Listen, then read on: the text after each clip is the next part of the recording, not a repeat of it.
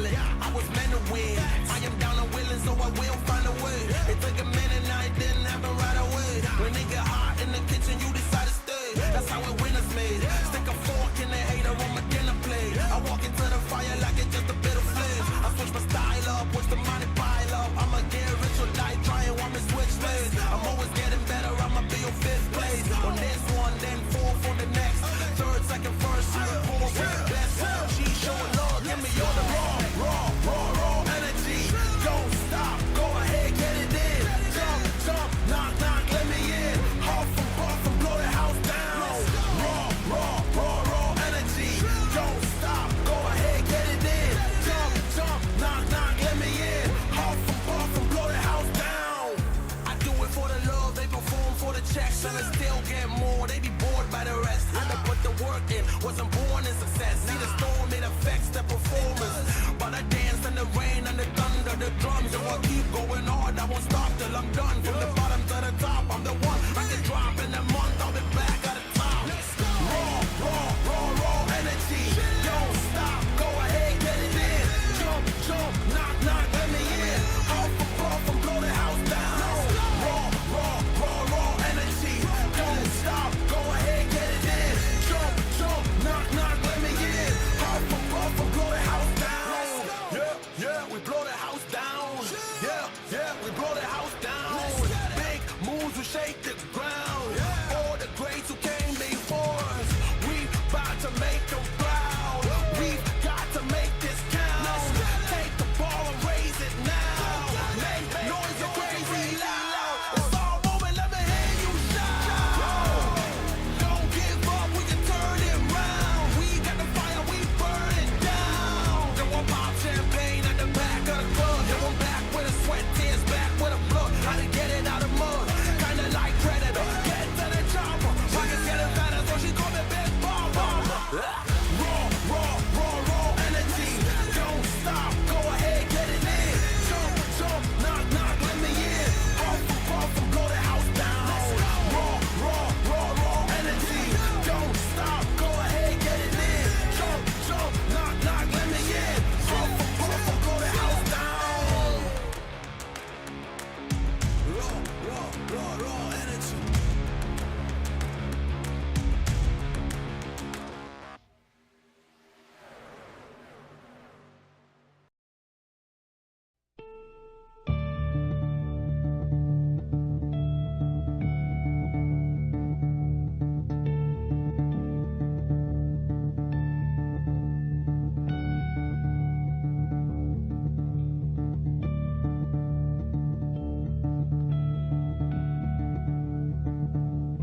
Oh, say, can you see by the dawn's early light what so proudly we hailed at the twilight's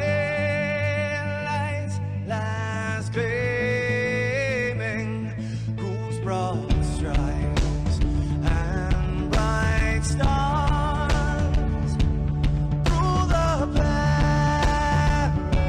perilous fights, oh, the ramparts we watched were so gallant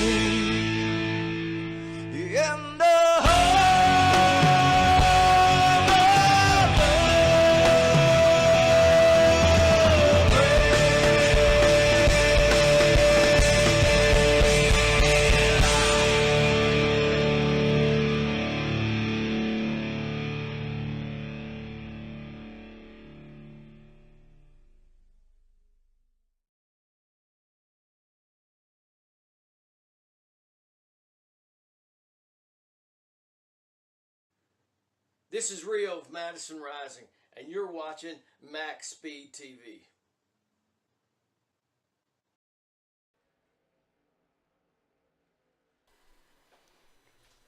Welcome, race fans. It's Saturday night. It's OP. It's championship racing here at Daytona. Welcome again, everybody, to MaxspeedTV. Stephen Lane up here in the booth. Going to be joined shortly by the Dylan Lane himself, my nephew.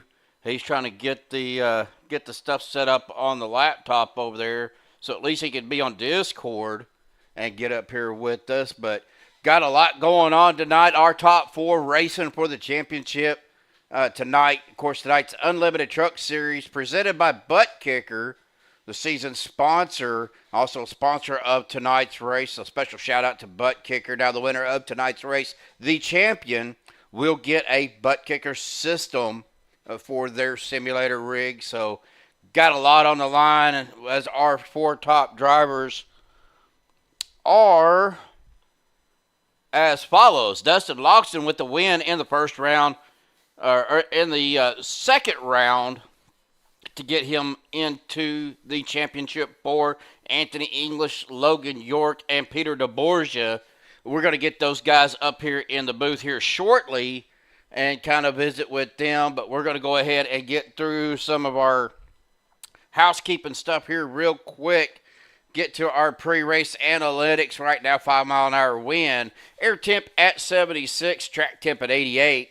Got 100 laps tonight, 250 miles. Unlimited tires, it says 43, but actually it's going to be 44% fuel. Going to be running about 13 to 18 laps tonight here at the new Daytona. 55 mile an hour pace speed and about 75 mile, or pit speed, I should say, and about 75 mile an hour pace speed. So we're going to get through, and let's go ahead and, well, we're going to go ahead and bring up our first playoff winner, or first four of our playoff guys, Dustin Loxton. Dustin, appreciate you coming in a little early and visiting with us. Oh, I'm on the wrong guy. Give me just a minute, Dustin. There we go. But, man, congratulations making it to the top four. You guys had a pretty good season for OP Saturday night, and you got your win in that first round, or first race of the second round, kind of relieved some of the pressure. But it's a whole new pressure tonight, buddy. Oh, absolutely, and no problem coming in early. Anytime to come up here and spend some time with you, Steven. So, but yeah, it's a whole new pressure. I mean, four drivers. All points are zeroed out. I mean, we are coming in neck to neck to neck to neck. Lot rides on one race tonight. I mean, person who accumulates the most points finishes higher than the other one, or if one of us wins it, I mean, it's a win and in. That's it. So, I mean, there's a lot riding on it. A lot of variables tonight, like there always is at a plate track in a place like Daytona. So, all I can tell you is it should be a fun one. Well, you don't necessarily have to win the championship. You just have to finish better than the other three guys. So, but you're right. Daytona is, the plate race. It's we've always said it's a battle of position more than anything else. No, and it really is. I mean, they don't call it a chess match at 200 mile an hour for nothing. I mean, it's a battle for position. It's not so much where the other, 25, 30 drivers are on the track. It's where those other three drivers are at, and that's what all four of us are going to be doing tonight, is watching our relatives, seeing where the other playoff drivers are at, making sure that we're trying to put ourselves in better position. So, it's always a high stress situation when you're coming into a race like this, no matter if it's for a championship or just going for a race win. So every driver is going to have that, but I can guarantee us four are going to have a little bit more of that pressure and stress, trying to focus in on where the other three are at for sure. Absolutely, man. And I know you've had some time to get out there and run a few laps. Now, our track temperature tonight's quite a bit lower than what you guys are used to. I think when we looked at the pre-race analytics, it was about 88-degree track temp. Expect that to go up a little bit during the race, but not a whole lot. But how do you think that's, in your opinion, how do you think that's going to affect the racing tonight? I mean, in all honesty, I think it's going to help out on the whole aspect of, the tires aren't going to get as greasy as slick. I mean, it you should be able to hold your lines a little bit better than what you typically would. Tires are going to stretch a lot longer. I mean, that's going to kind of throw it into pit strategy a little bit. Some people, depending on the hotter tracks, will like to change tires more. We won't have have the requirement to do that tonight as we have at other races. So it kind of makes things a little easier now because, especially for us Champ 4 drivers, we just sit here and focus on trying to race and do the best that we can and try to finish better than the other three. Well, man, again, awesome, great season for you this year. Congratulations on making the Final Four. I know we still got some practice time. I'm sure you'll like to get out there and get a few more laps in and run with some of these guys. So we're going to let you go. And, man, just good luck tonight and wish you all the best. No, I appreciate that. Good luck up in the booth there and hope it's as good of a show for you as it's going to be for us down on the track. Absolutely. Congratulations again, buddy. Thank you, bud. All right. Well, that is going to bring us up here. We'll go ahead and get Peter DeBorgia up here, but give me just a second, Peter. I got my nephew going to be joining us in chat tonight, or in the Discord, help me call the race. But, man, congratulations, Pete. You made the Final Four. You guys had a great season for OP Saturday night. Got some new drivers that come in this season. But, you battled the way through, got enough points. I don't know, I think you got a couple of wins on the season too, didn't you? Yeah, I mean, I'm only here because I won a season opener, and it was like, okay, let's just stay relevant. And, round of 16 wasn't going great, and we needed a win to get into the round of 8, and we got it in the last race. It snuck us in there at the last second. So 2 wins in the season, both of them at regular Daytona, same spot we're at tonight. We'll see if we can make some magic happen. Well, man, we were talking to oh, Lord have mercy, my mind, Dustin a minute ago, and, we were talking a little bit about the track temps and everything. Now, you guys usually run on a little harder track, but tonight it's going to be just a little bit cooler than what you guys normally run on. So my question for you is that going to play in part as far as your overall scheme of things in racing tonight? Not really. I mean, it'll change a little bit of our braking markers on pit entry. It'll change how often we feel like we need to take right side tires. It's just like tiny little things there, but I think it's going to impact a lot of the other drivers more than it's going to impact us. The 4 of us all run multiple nights a week. We run this track. We run against most of these guys, but Mondays and Wednesdays. So I don't think it's going to change what we're doing too much, but it might, make things a little bit easier with some of the newer drivers around us. We'll see how fast the sun sets and the night comes out, and maybe the sun's going to be rising by the end of this thing. But, it should be Well, man, it's like I told Dustin, anytime you run any of these super speedways, it's a battle of position where you're at on the track and avoiding the mess that sometimes can occur. So the main thing would be just to stay clean and avoid all the accidents. Yep, 100%. You can't win the thing in the first 10 laps, but you can certainly lose it. We just try and stay safe, be reasonable, and hope to have a chance to be at the right place at the right time at the end. This is my, what is this, like my 4th truck Final Four or something? I think it's my 10th overall Final Four in OP. I've only come through one time, 1 for 9, so it'd be cool to make it 2 for 10. It's still not going to be a particularly good number to do that from the win, but it'll be better than 1 out of 10, so I don't know. These guys are all really, really good. Obviously, Logan and Anthony just seem to be a threat to win literally every race they enter. Dustin's coming back from a Final Four at the Fall Brawl and finished second to Rick there in the finale just a few months ago, so he's really familiar with how the trucks and Saturdays have been treating him lately, so he's been doing a great job too, and I'm just happy to be here. I'm the only one who's got an OP championship already, so maybe that gives me a little bit of an advantage of saying I've been in that spot before, but more likely it's going to be I'm a little bit less hungry than they are, and maybe that can play to my advantage if they're going a little bit crazy a little bit earlier than I would like. So nerves aren't quite much of a factor with you, but you've been in this position before. But Awesome job, awesome season, Peter, and big shout out to you for everything you do for OP, and well, especially for me getting me the graphics I need. But That's been congratulations. mostly Anthony lately, so he gets his credit too. But yeah, he's been a big part of that. But yeah, I mean, the admin stuff it's not nothing. It's certainly It's exhausting not. at times. But it wouldn't matter at all if we didn't have you guys putting this thing on and people out there watching it and us being able to look back after the race and enjoy it. And we're just driving pretend race cars on the internet, and you guys kind of let that come to life there on the broadcast. So we appreciate you guys just as much. Thank you. No worries, Peter. Well, congratulations again, buddy. We're going to let you go get some more practice in, and we're going to talk to our other 2 drivers for tonight. All right, thank you so much. All right. Well, Dylan's finally joined me up in the booth. Dylan, welcome in the booth.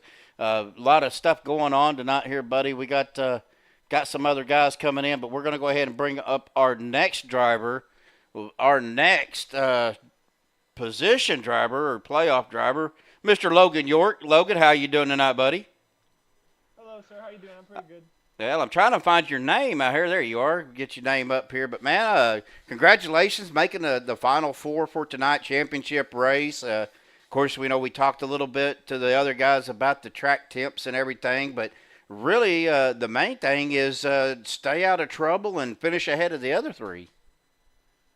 Yeah, it's gonna be tough. I ain't got any teammates out here, so the goal is just gonna be trying to force myself to stay up there because I know they'll all try to make a move on me if I'm in the front near the end. So yeah, it's gonna be pretty tough. But to even make it this far, I think is a win for me on the season for sure. Well, absolutely. I mean, you've had a great season. You've ran up towards the front most of the season. It's always a pleasure to call your guys' races, and heck, even got to race with you a little bit on Monday and Wednesday night, and it's been awesome to be up here, taking care of stuff while Joshua's getting better. But you guys are really battling it out. Looks like the sun's starting to go down. So, but any thoughts about tonight? What you got planned? I know you don't want to give away too many of your secrets, but you got something for these guys tonight, though. I mean, I'm just gonna race like I normally do. I ain't got any special plans. Just gonna try to be up front the whole race.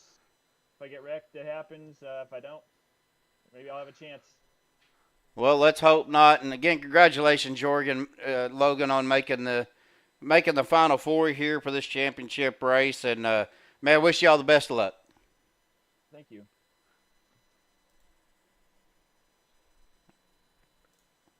All right, we'll get him down there somewhere. He'll change himself, but that's going to bring us to our last playoff driver, and one of the big admins here at OP, Anthony. Man, congratulations! Another great season for the trucks on Saturday night. Of course, presented by Buttkicker, and man. You're going to have some tough competition out there tonight. Hey Steve, how's it going? Yeah, it's definitely gonna be a tight one. We got some phenomenal drivers in this championship 4 race, so it's gonna be wild.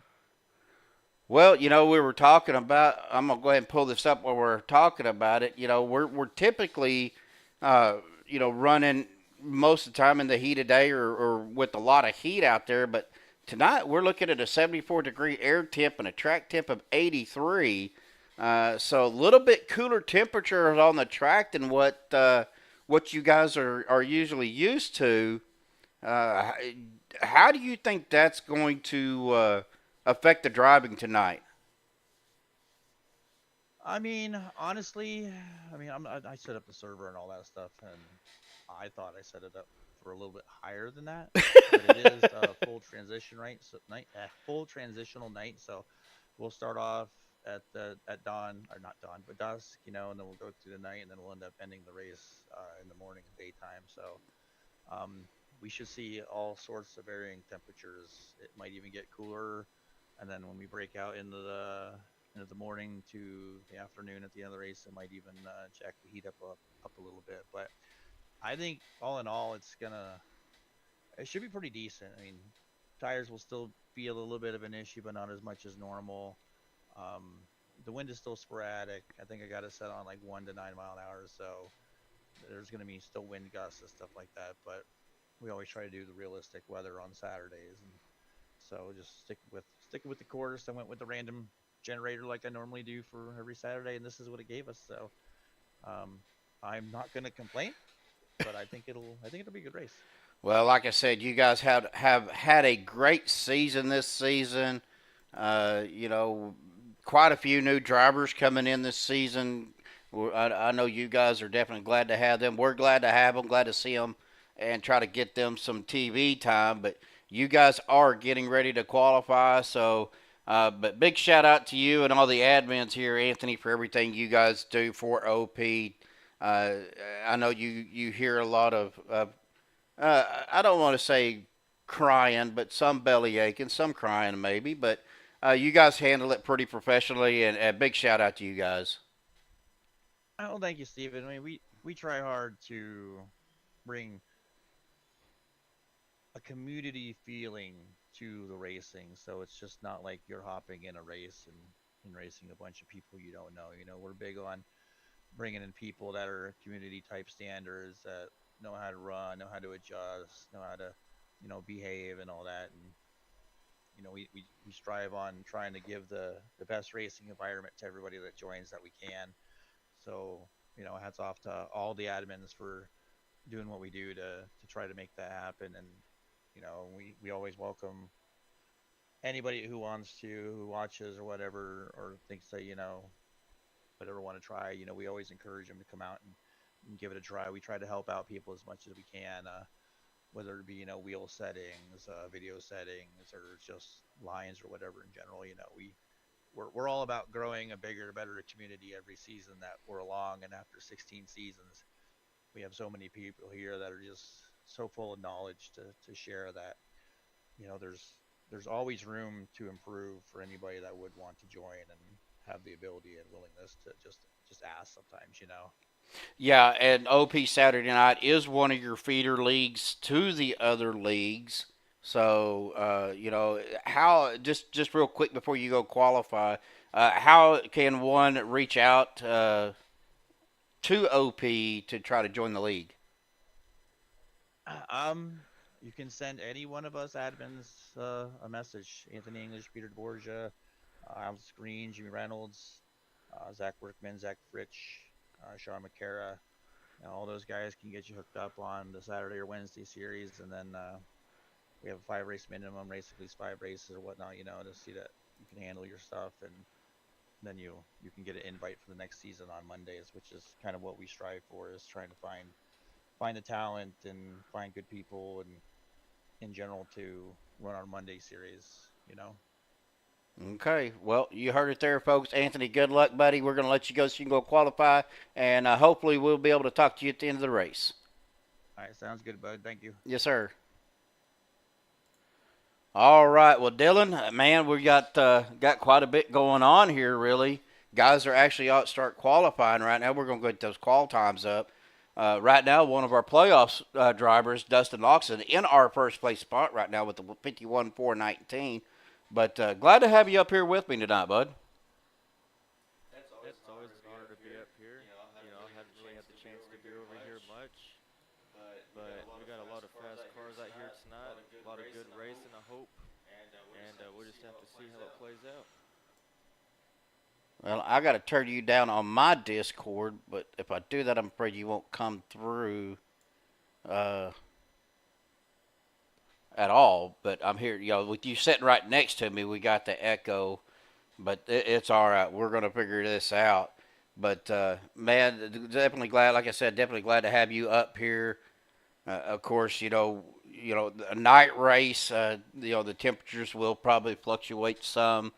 So we're going to keep an eye on that. But right now, with about a minute left, looks like we've got Dustin Loxton is still our top setter on the pole. Anthony English, as you can see right now, is out on track getting his qual time in. Now, Anthony is a good qualifier. He always qualifies great. Tried not to get him too far into the qualifying session so he can get out here and qualify. He is a playoff driver. But looks like he's going to wrap up his first lap here in just a second. We're still watching him on screen, see what kind of time he lays down. And hopefully we didn't keep him too long. But as he's crossing the start-finish line, he is going to take our top spot with a 51.391.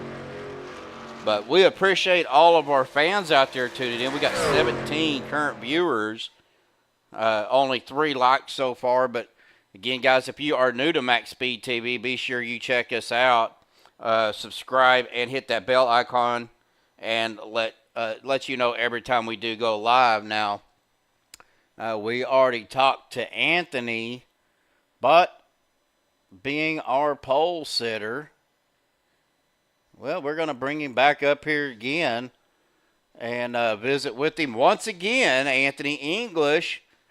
Man, I mean, we just got done talking to you. We didn't want to leave the broadcast booth or what? No, I guess not. Well, awesome lap, dude. I mean, you got the fastest lap, got the pole. That's definitely going to help you when it comes to, the position. So, what do you got to do to hang on to it? Oh, got to keep it clean. Got to keep the fenders on her. Got to not lose a lap. Got to be on your pits. Can't be messing up green flag pit stops or anything tonight. It's got to be on the ball. Pretty much just got to be on the ball.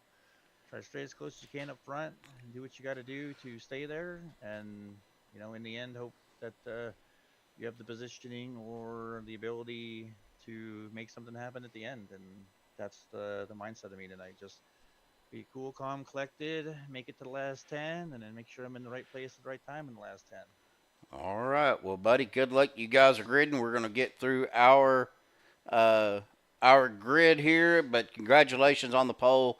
Got a good starting position, and, let's see if you can hang on to it to the end of the race. Thank you much, Steve. Hopefully I'm talking to you later here, bud. All right, buddy.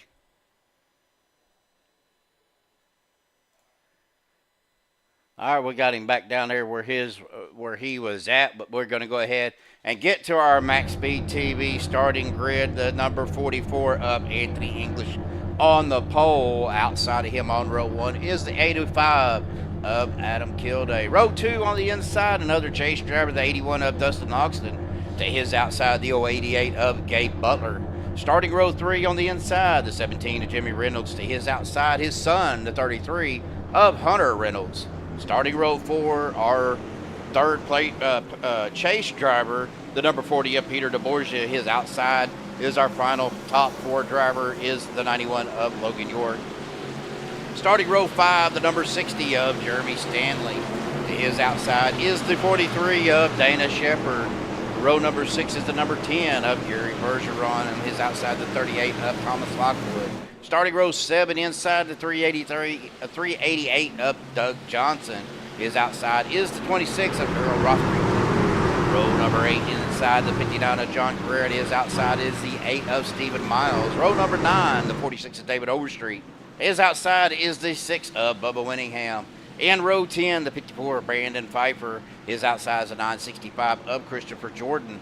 Row number 11, the 3 of Alex Green on the inside. His outside is the 36 of Stephen Luttrell. Row number 12, the 049 of Nick Wing. To his outside, the 90 of Ron Walters. Row 13, the 01 of Stuart Broderick. His outside is the number 4 of Rick Seabrands. Row 14, the 06 of Andrew Zonto. His outside is the 924 of Kenneth Bishop. Row 15, the 03 of Steve Rada. His outside is the 04 of Mark Mann. In row 16, the 48 of Andrew Schroeder. To his outside, the 814 of Sean Dion. In row 17, the 809 of Scott Martin. His outside is the 84 of Lyndon East. And row 18 is the 069 of Brian Callahan. Well, here we go, folks. Pace lights on the pace car are out as it will dive off down into the safety of pit road. And here we go. We're going to go ahead and get to our restart zone cam as they enter the Geico start zone. Chevyland green flag out, folks. Here we go. Boogity, boogity, boogity. Championship racing here at Daytona. Man, that made my throat kind of scratch. I can't do it like Joshua. Well, let's get back out here on a camera angle where we can see these beautiful trucks running around. Dylan so far good support here in the race.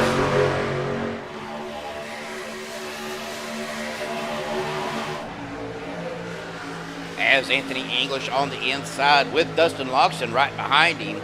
That outside line is the 85 of Adam Gilday, the 88 of Gabe Butler, and the 26 of Hunter Reynolds. Hunter shows 26, but he's showing 33 on ATVO. So it may change when I click on his name. So it may show the 33, but it's showing 26 on the truck.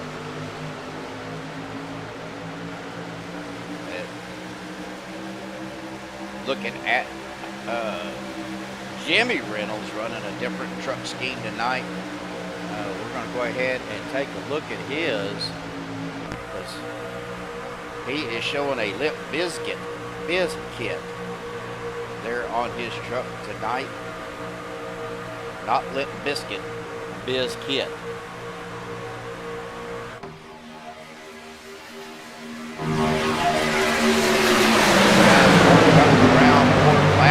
Start of lap 3, 2 laps down. Anthony English still your leader on the inside with Dustin Loxton. That is Jimmy Reynolds and Logan York there in the 91, another one of our playoff drivers. Now, Dylan, if you'll notice on the driver bar, as Adam Gilday is falling back, there is a little bar above their name, Chase Driver.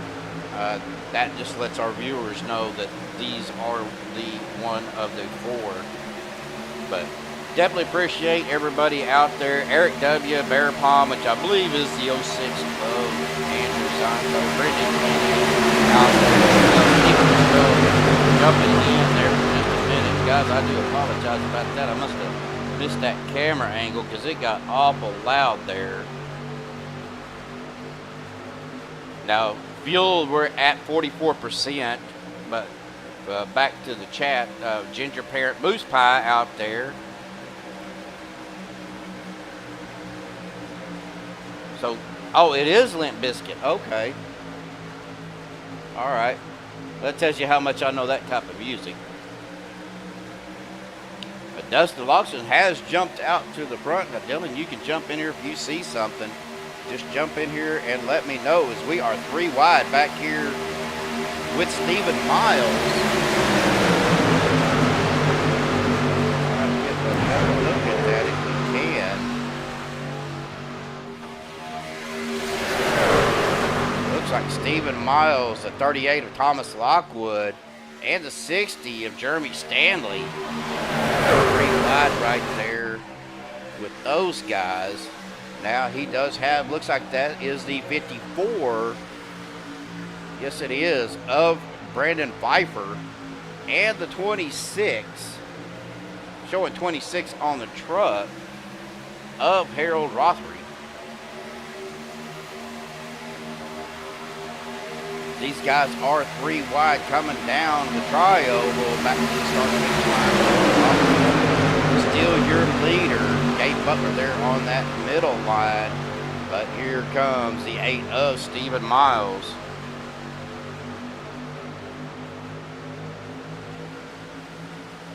Setup must be nice and stable. Yeah, I don't know if they do a modified setup. I think they just run the stock Daytona setup, as Brandon Pfeiffer is trying to push Stephen Miles up to the front. Kind of backed off of him a little bit. It didn't quite give him the push he was looking for, Dylan.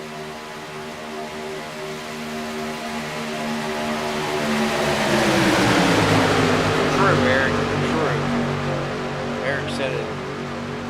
not being the old roller coaster Daytona. I do not like that track. That track needs to be bulldozed. It needs to be dropped from iRacing. But let's look back here, folks. If I can find my mouse, we're going to get back here on the 388 of Doug Johnson. Now, we got a truck. That's Stephen. Who was that was back? That was Stephen Luttrell falling back. Now, with 44% fuel, we're only looking about 13 to 18 laps is all they're going to be able to get. Now, again, we do have 35 drivers, and with iRacing or with ATVO, it does not like me to run a lot of drivers.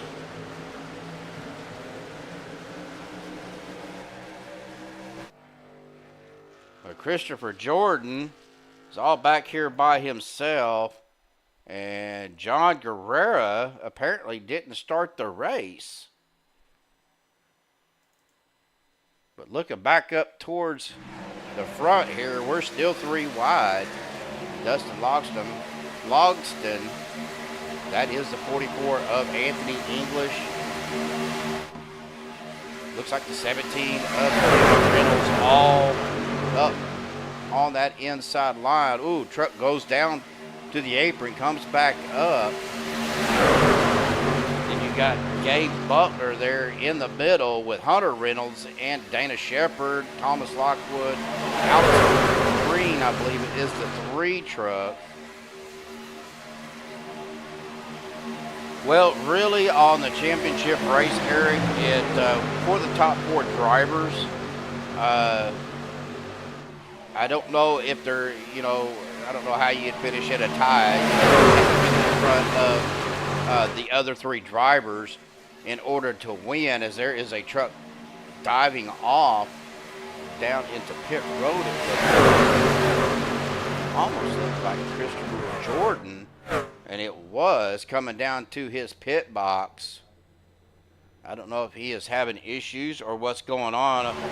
Unfortunately, Douglas Johnson with a meatball flag, but there's no caution out. So not sure what's going on there. But back up to the front here, Dustin Logston, Stephen Miles on the outside. Dustin Logston on the inside, Gabe Butler there in the middle. Still running 3 wide.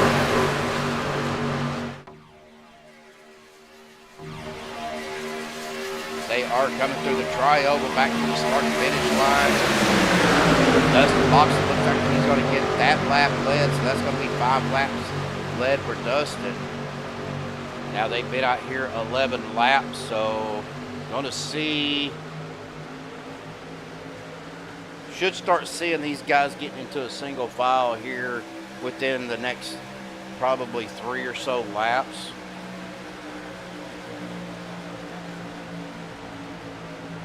The middle line's actually moving a little bit faster.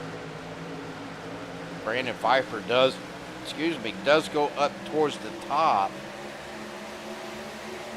Unfortunately, he's breaking that momentum with the aid of Stephen Miles as they are starting to fall back.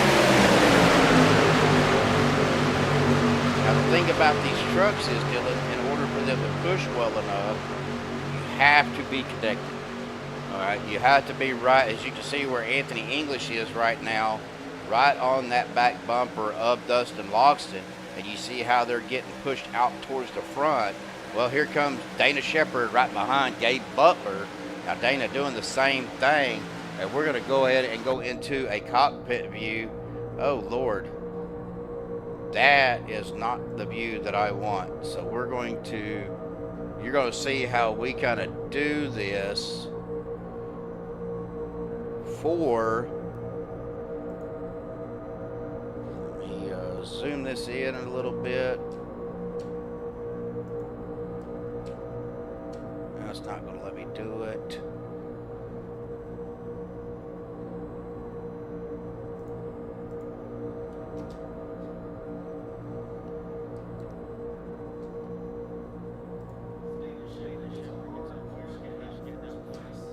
Yes, he did. So we got to get our field of view here set right. And let's see. It's not going to let me do that here, unfortunately. So we're going to go ahead and not worry about that. It just is what it is. But we are going to get back out a little bit so we can see what's going on. Now they went from 3 wide back down to side-by-side racing. Of course, we've been out here 14 laps as Gabe Butler does take the lead away from Dustin Longston. Gabe has led 4 laps, so you're going to see these guys.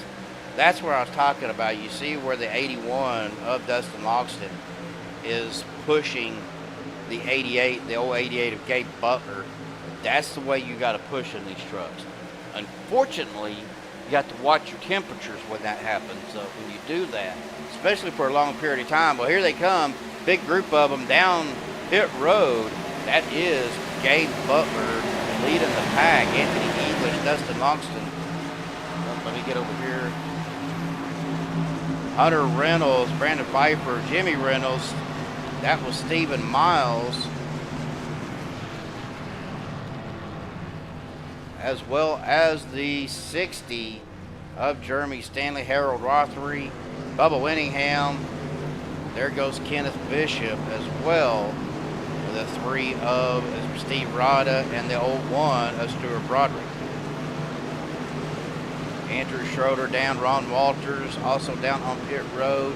Rick Seabrands, S.E. Martin, Scott Martin, and I do apologize to Scott for the mispronunciation or confusion that I had on his name.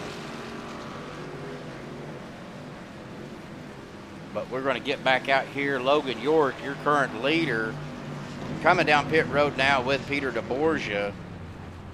Dana Shepard as well. Gary Bergeron.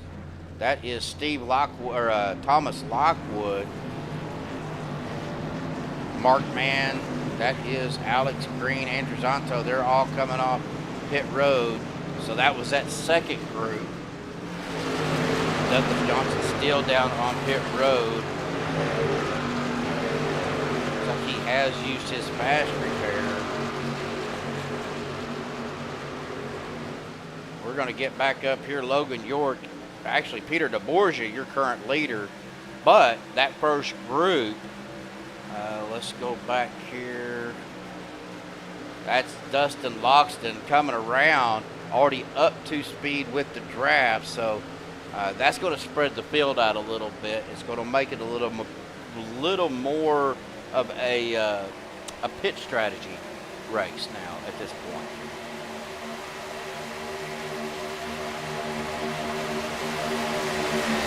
But to finish answering your question, Eric, I don't know if they get bonus points because the way that they do the final championship race, in order to win, you just have to finish in front of the other 3. But I don't see how you could have a tie unless you cross the line at the exact same time.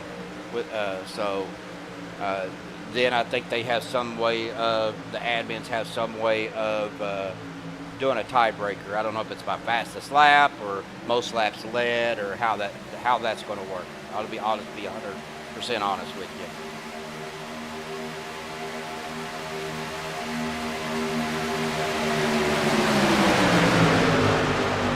So we are looking at this first group. Looks like the 924 Kenneth Bishop and the 8 of Stephen Miles is the last 2 trucks on this group, and then Mark Mann, Alex Green, Thomas Lockwood, Andrew Zonto, that's David Overstreet, Jeremy Stanley, Bubba Winningham, Steve Rada, and Adam Kilday is in that second group. Well, Nick Wing is part of that group as well. Or no, he's back here a little over a half a second behind that group. But Nick Wing Gary Bergeron, Dana Shepard, Lynn McNeese, Stuart Broderick, and Harold Rothery. And then Andrew Schroeder, kind of here by himself. Looks like he's got about a 2.5 second gap on Ron Walters, but Ron does have help with the 069 of Ryan Callahan.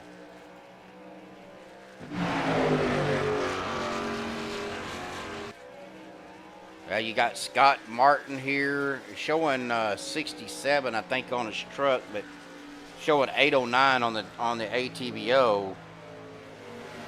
Stephen Luttrell, Rick Seabrand's back here. Looks like they got catching up with Andrew Schroeder as the 90 of Ron Walters and the 069 of Brian Callahan get by. But let's look back up. I see a lot of movement up here at the front. It's Gabe Butler, Anthony English. You're 1-2 right now on the inside line with, that is Dustin Logston. Now on the outside, you got Hunter Reynolds in the 26-17 of his dad, Jimmy Reynolds, pushing right behind him, and Logan York, Brandon Pfeiffer, and Thomas Lockwood. So they're starting to get a little bit more organized on that outside line. Gabe, and that inside line now looks like they're going to try to go 3 wide again as Jimmy Reynolds stays to the outside, but does have some help. Oh, Jimmy looks like he tacked the wall a little bit there. I believe that is the 3 of Stephen Rada. We got 2 3 trucks out here. I want to take a look. Mark Mann. Mark's been doing some on-track reporting for us. Want to make sure that he's not in a position where there's a lot of pressure on him, so we're going to go ahead. This is side-by-side racing, so we're going to go ahead and see if Mr. Mark Mann can give us a on-track race report tonight. How you doing tonight, Mark? Good. The truck's feel good. The track's cool. How's everybody? Everybody seems to be doing pretty well. It looks like everybody's being really patient tonight.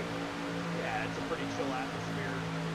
We got a green flag pit stop, which is a huge positive. It did separate the field a bit. About 8 more laps until the next one. Okay. It does look like people are getting patient. There don't see a lot of 3 wide yet. They said they can hardly hear you, but we're going to turn you up a little bit there. But All right. There, that should have been louder. But our fans out there, kind of rooting our drivers on, and had one of my moderators out there said that they could barely hear you. Okay.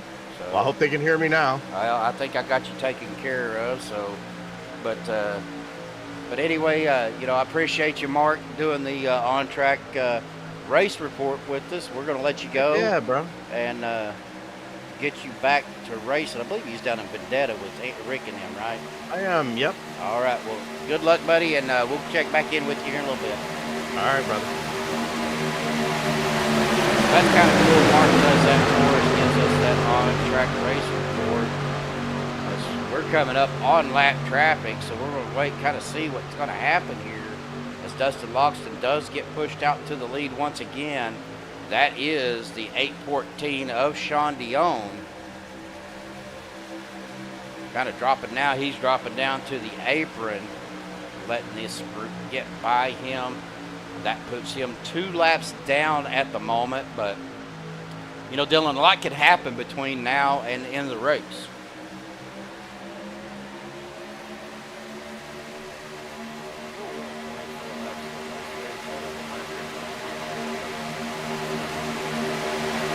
Yeah, so we got 100 laps, 5 miles, roughly 2.54 miles, is a little over 250 miles. It's like Mark said, nobody's really forcing or pushing anything right now. Just getting the feel of it.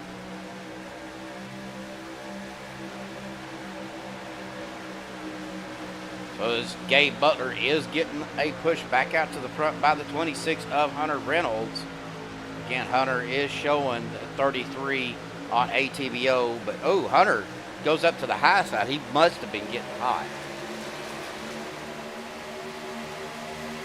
Trying to get a little bit of air in that truck. He is falling back in behind David Overstreet.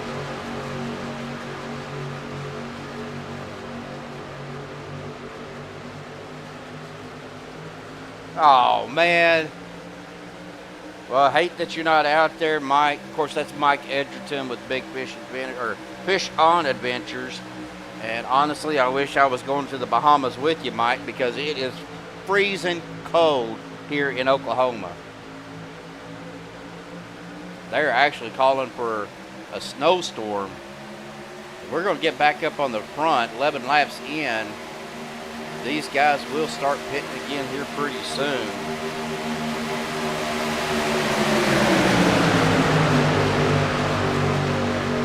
Yeah, I hope you have a great time, Mike. That's Mike Edgerton, by the way.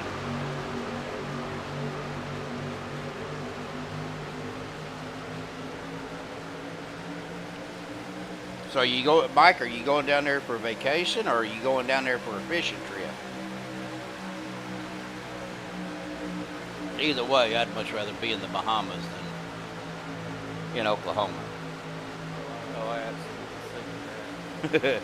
Well, Brandon Pfeiffer does jump out to the lead in front of Gabe Butler, but we are 12 laps into this stint. Not sure who is going to start to get the 26 of Hunter Reynolds driving down into that low line, getting ready for pit stops. So another round of green flag pit stops probably fixing to take place. Nice. He's going down there with his bride for a little vacation.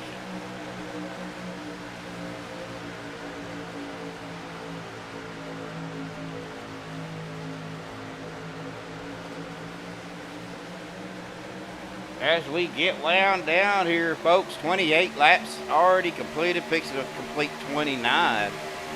Brandon Pfeiffer, your current leader right now, has led one lap, getting a good push there by the 088 of Gabe Butler with that 91, looks like 91 or 81, 91 of Logan York, one of our playoff drivers. Now, just to show you our playoff drivers right now in 3rd, 4th, 5th, and 9th.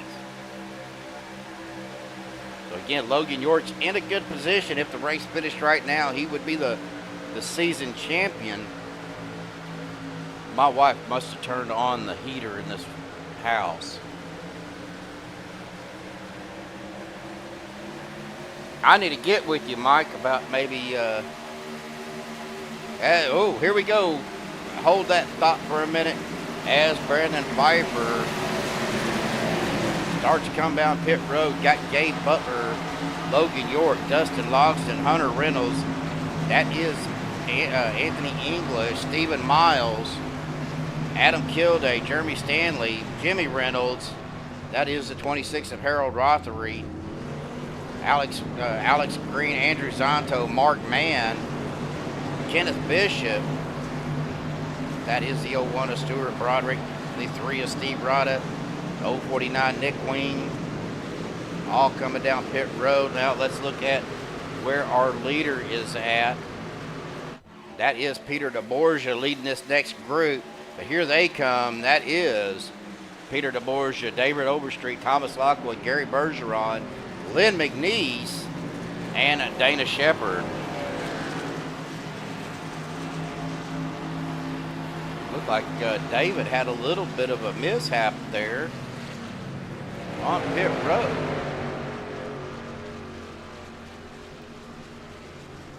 See how long he stays in his pit box.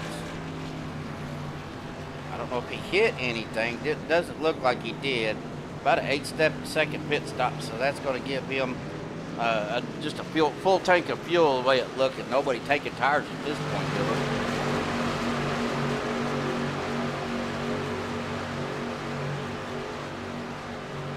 kind of got me feeling like Bob Uecker up here on Major League, commentator that don't say anything.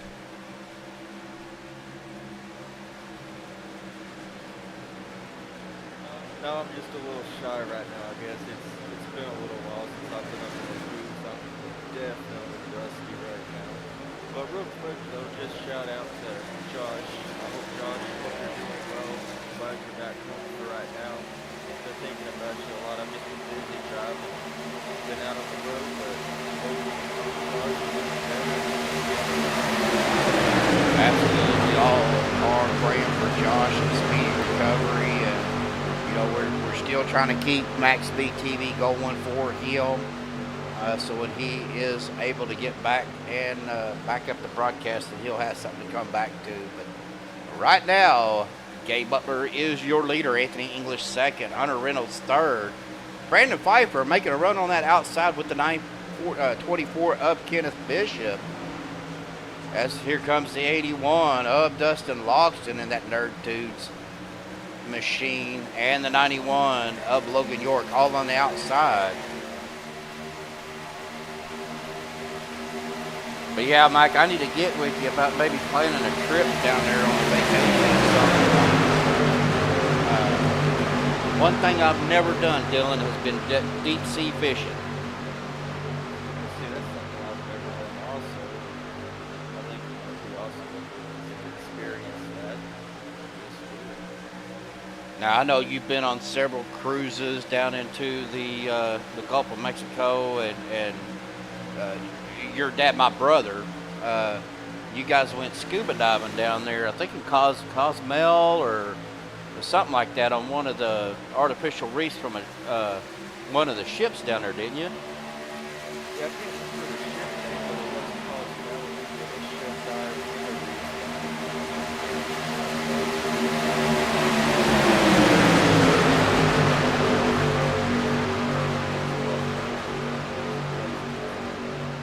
Now I think where y'all went down was on the Kitty Hawk. It was the Kitty Hawk, that's correct. It was about, I want to say 72 feet to the bottom. The cool thing about that is if you look straight up from 72 feet to the bottom of the boat, it's no different than looking outside. That's crazy. Well, here comes Gabe Butler getting that good push on the outside. You can look at the 54 of Brandon Pfeiffer, trying to get him pushed out to the front. They're losing a little bit of momentum going into the corner. Now we're back 3 wide back here with Dustin Logston, with Logan York on the outside of the 924 of Kenneth Bishop. Now Brandon Pfeiffer going to the outside to join them on that 3 wide. Going to try to get pushed back up here. Anthony English going up to that middle lane, but that outside line's got to run. Now, Logan York is one of your playoff drivers, so he is battling for position. I don't know, Seth. They've been doing pretty good, buddy. So, whoa, Logan trying to come down a little bit, but Hunter Reynolds right there.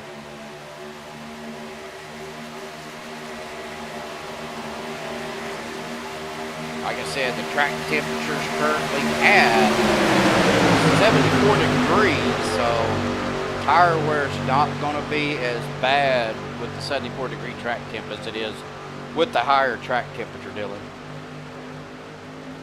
You know, at Daytona, Talladega, on these big tracks, they tend to not wear out their tires as much as a short track, correct? Yeah, you know, compared to like Atlanta, let's just say we ran Atlanta. Well,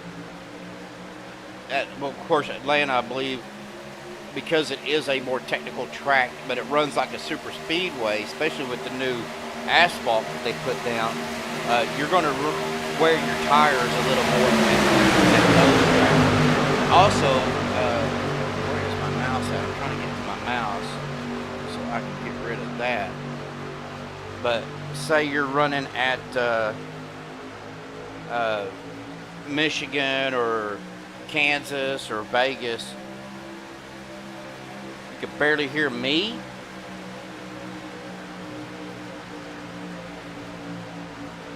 Let me turn my mic up a little bit. Let me know if that's any better. Oh, I've seen. Ooh, easy, fellas. Oh, Here we here it go. That one truck coming back up out, looked like off a pit road. We're going to go back here, folks. That's going to be right here. I think people were getting a little bit. Get back on the chase cam here, if I can find it. We got a couple of trucks there coming off of pit road or diving down. Look like they might have been coming off of pit road. Come up, and that just pushed everybody up. And right there, that was with Dustin Loxton and Logan York.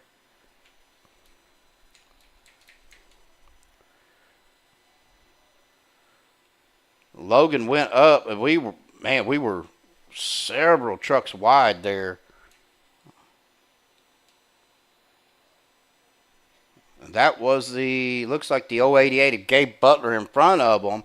Got up into the door of Casey, or Brandon Pfeiffer. I keep wanting to call him Casey. Caused a checkup. And it looks like, yep, Dustin Loxton just got Logan York on that left rear bumper fender there. Got him spun around.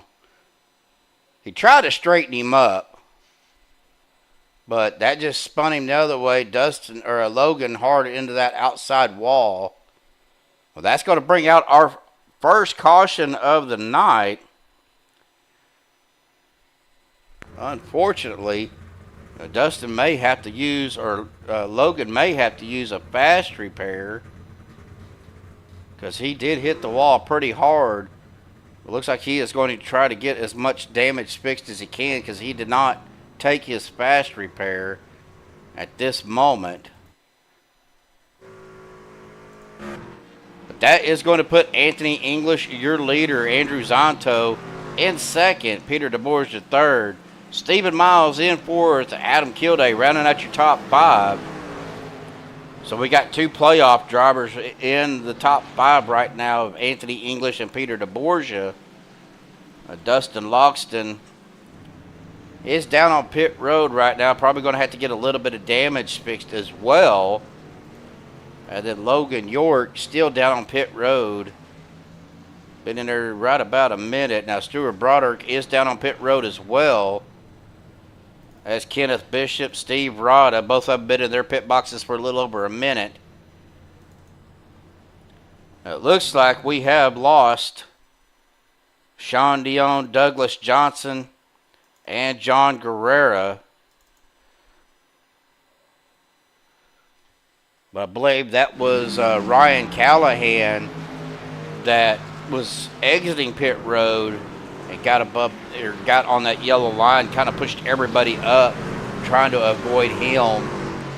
Probably a little bit too much speed coming out of pit road, and he pushed up. That's a bad thing about right there, is it will do that to you.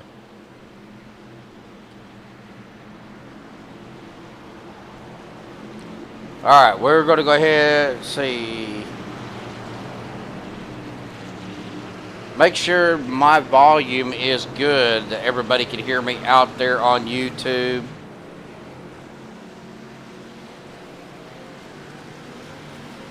Yeah, I tried to get all of my my camera angles volume set before the race. Some of them are probably missed and do get a little bit loud because there's not a lot of people that will get in here and practice and run in big groups. So without having my UI screen, which I'll kind of show you what that is here, folks. So when you see that iRacing UI screen, this is how I adjust my volume for the trucks and for the races. And I try to set all of that up before the race starts. And funny story here, I was really focused in on trying to get that done. And our race leader right now, Anthony English, jumped up into the broadcast booth and scared the living far out of me. He started singing, I guess it was Creed or somebody. And man, scared me half to death. I had to go change my shorts.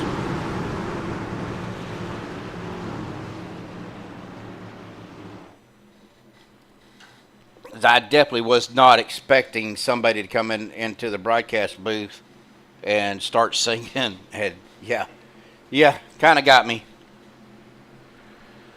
Well, pace car dives off down to the safety of pit road, coming to the Geico restart zone. Green flag, Chevyland, green flag in the air once again. Here we go, folks. Lap 40 of 100.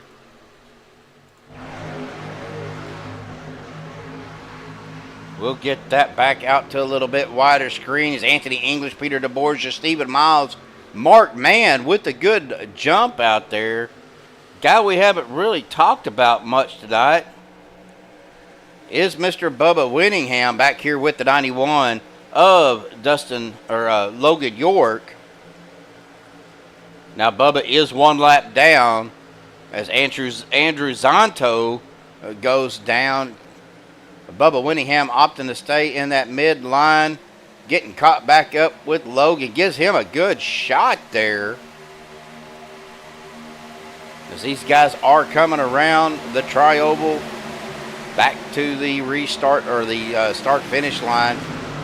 But again, special shout out to Bubba and Chevyland for sponsoring the Chevyland Green Flag. Chevyland.com. If you're in the market for a new or pre-owned vehicle, go check out Chevyland.com, Shreveport, Louisiana. They can take care of all your vehicles needs. And if you live in the lower 48 states and you can't make it to Shreveport and you find something that you buy from them, they will deliver in the lower 48s. Well, I appreciate that, Eric. Yeah, yesterday was my birthday, big 5-0. I told my wife I'm really surprised I made it this long. But I have, and I'm still here. I'm still kicking. We're going to go ahead and turn that down just a little bit. That was a little bit loud, but... Well, Dylan, I think we are going to step away for just a second. We're going to do a little bit of crank it up for you folks here. Going to get a refill on our coffee, but we will do a little crank it up, and we will be right back.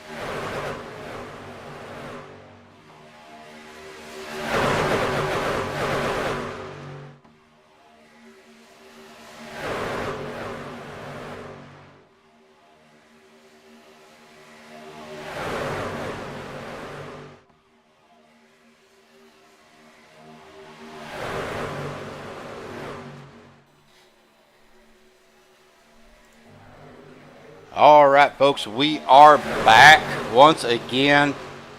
Got a fresh cup of coffee. Guys are still racing hard out here, 3 wide, several rows deep. We see the 17 of Jimmy Reynolds. Oh, little check up there by Hunter. Got him slowed up. Now it sounds like our racing is a little low.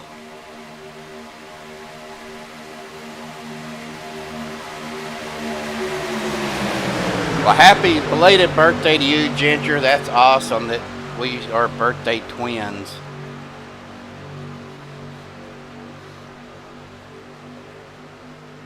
So happy belated birthday to you as well, Ginger. At 60, Eric, I'm wanting to remove them now. I don't want to wait till I'm 60. The only reason why I look in the mirror is to shave.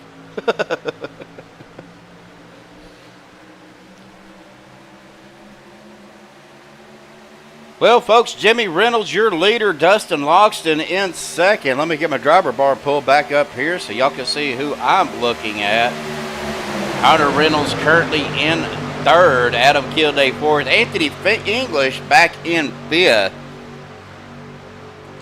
That 3 wide didn't last real long. It looked like, I don't know who that was falling back. Looked like maybe the 01 of Stuart Broderick, but he is making a run to that outside right now by himself. We see Dana Shepard right there currently in 16th. He is down on that inside line, got the 26 of Harold Rothery in front of him. Now I do see somebody going down to pit road. Looks like Bubba Winningham. He's been out here 15 laps, so yeah, he is probably getting a little shy on fuel. Get back up to the front though. A little bit dark out here at Daytona compared to what it was. But Jimmy Reynolds on the inside. That is Dustin Loxton there. One of our playoff drivers on the outside with Adam Kilday. The 60 of Jeremy Stanley and the 84 of Lyndon McNeese there on that outside line. Now Jimmy Reynolds, Hunter Reynolds, Anthony English, Peter DeBorgia. That looks like that is Stephen Miles and Mark Mann right there as well. Caution has come out, folks. We're going to take a look here. Uh-oh. Well, I don't know why it did that, but we are going to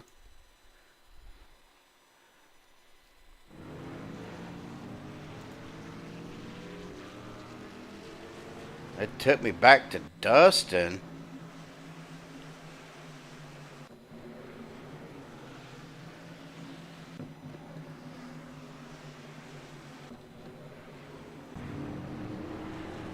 Not sure why it's doing that. Well, let's just do a rewind because it took me here. See if we can figure out where this happened at. It looked like it might have been back here on one of our other cars.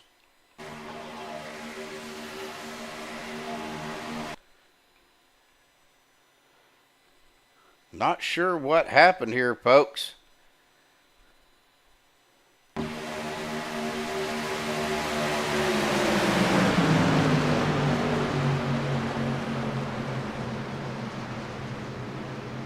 I'm not sure what the caution was about. All right, Boost Pie, you have a good night. Glad you joined us. Ooh, if I was a classic car, which car would I be?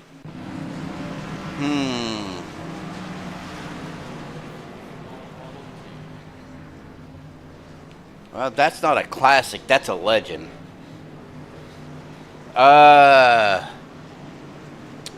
Well, I would probably have to say it would be my all-time favorite. Probably a 1969 Chevy Camaro with the 328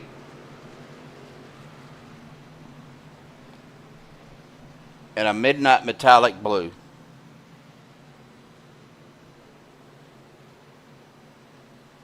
Eric saying a 64 Jaguar or a 58 Corvette. Everett, Mustang Boss 429. And I meant to say probably a 327. Ginger said a late 70s Nova or Chevelle. Okay. Bunch of nice cars out Yeah, there. yeah. Oh, I agree. Definitely agree. Well, let's look at our top 5 right now. We show Gabe Butler in first, Hunter Reynolds second, Jimmy Reynolds third, Anthony English fourth, and Adam Kilday rounding out the top 5. I almost bought a Chevelle. Dad said it was too much engine for me.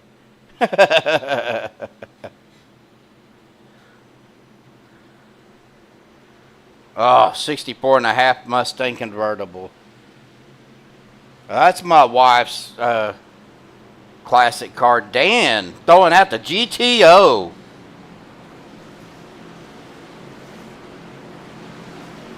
Well, Everett,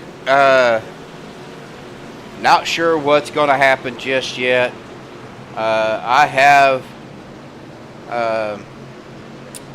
been contacted about broadcasting throughout the week, but well, I don't know if I want to give up racing to broadcast full time. So, but just hang with us. We're gonna, the seasons during the week have pretty much wrapped up, so they're gonna be on a little bit of a break. Now we'll still have some special. I'm sure we'll have some special races, and I know we're still looking at doing the benefit race for Joshua, little fundraiser race for him. We just don't know exactly when, or I think we're still getting all of the sponsors and stuff together, Dylan, is what we're waiting on.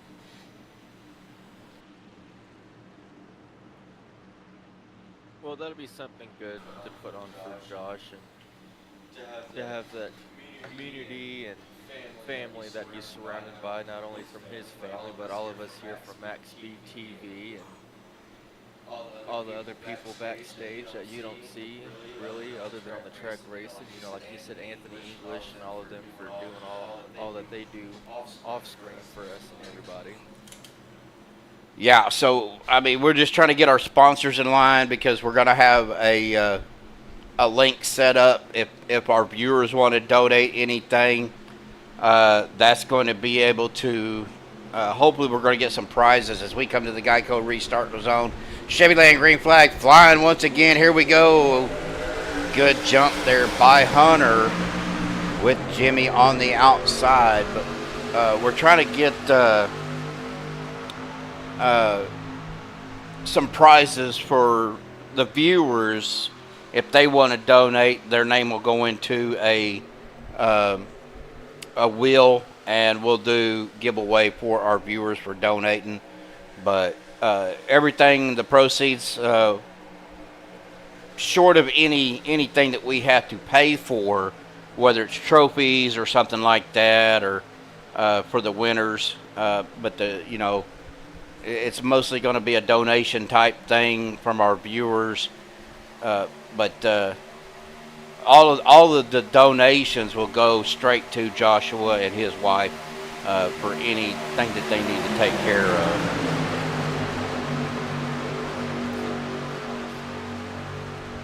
But I have been getting with the league owners and everything, trying to get that all figured out. We're just still hashing out all of the the finer details before we get something going, and it's going to be involve all of the leagues that MaxspeedTV has broadcasted for, and Joshua has broadcasted for. So we're just trying to figure out what track we're going to run,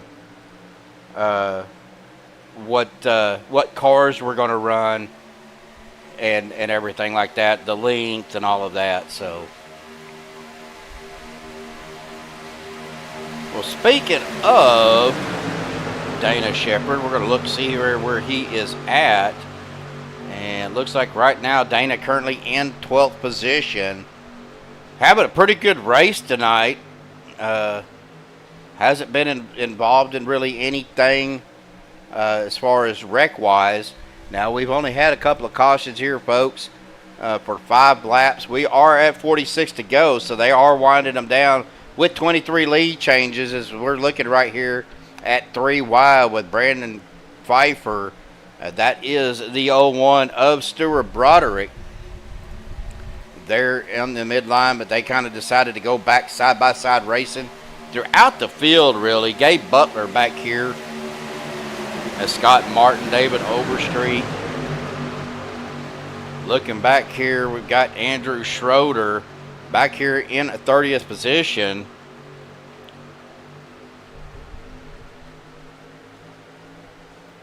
Looking for Andrew Zonto.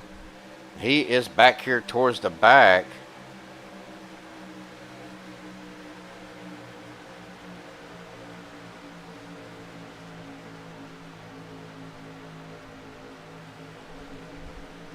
They're showing him in 25th, but ATVO is oh, yep, never mind. He is in 24th. I'm looking at Andrew Schroeder. He is back here in 32nd, 2 laps down. Looks like Andrew had to use his fast repair, so he may have been one of them involved in that last caution. It looks like we have lost Sean Dion, Doug Johnson, and John Guerrera. But back up towards the front, Hunter Reynolds, Jimmy Reynolds, Anthony English, Adam Kilday, all up here at the front right at the moment. You know, these guys will get mad at me if I butcher their names as many races as I've called for them.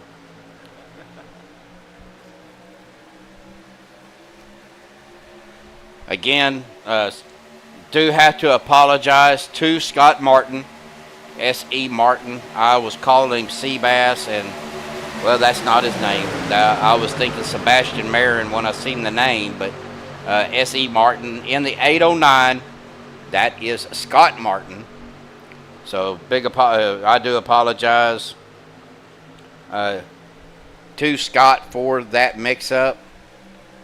He's showing in the 67 as we are 3 wide right there.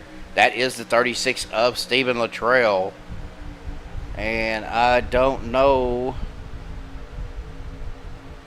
Well, let's see.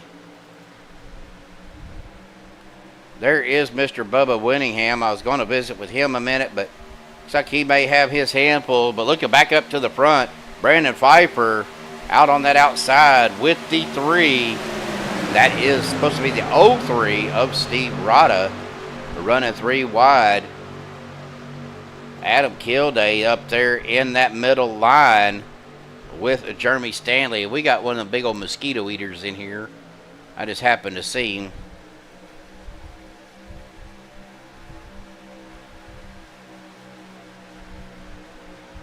That outside line's getting a good run on the straightaways, Dylan, but man, they're losing a lot of momentum in the corner. I don't know if he is lifting or what's going on. Why he is they're losing so much momentum in the corners.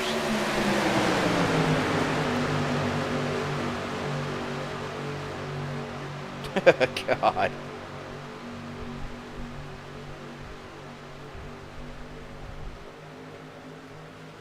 Now Andrew Zonto is up here with these guys, currently in 7th place.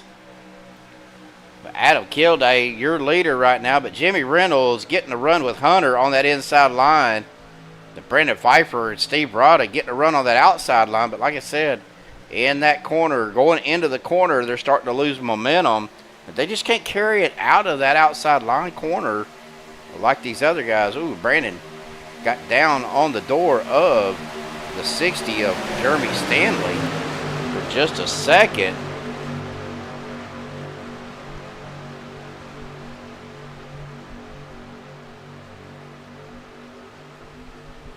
Well, we've completed 60 laps, folks, on lap 61 right now. Coming around the back stretch. We're going to take a look at TV2 here. Look at these guys coming down pretty much kind of snaking all the way through the field. Brandon Pfeiffer, as that got loud, dropping down to the inside line, or that middle line, in front of Adam Kilday.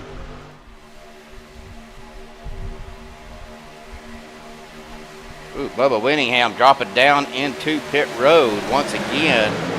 Of course, he's having a hard time being several laps down from these guys. So he is down on pit road to get fuel once again. We're going to see if he takes any tires. Looks like he's just going to get some fuel. I don't see the truck lifting for any tires at this point.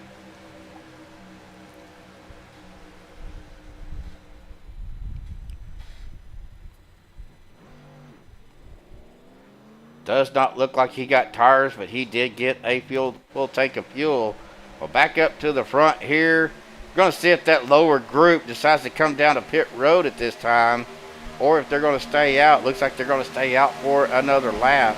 Now, they've been out here 11, Dylan, and the pit window is about 13 to 18 laps.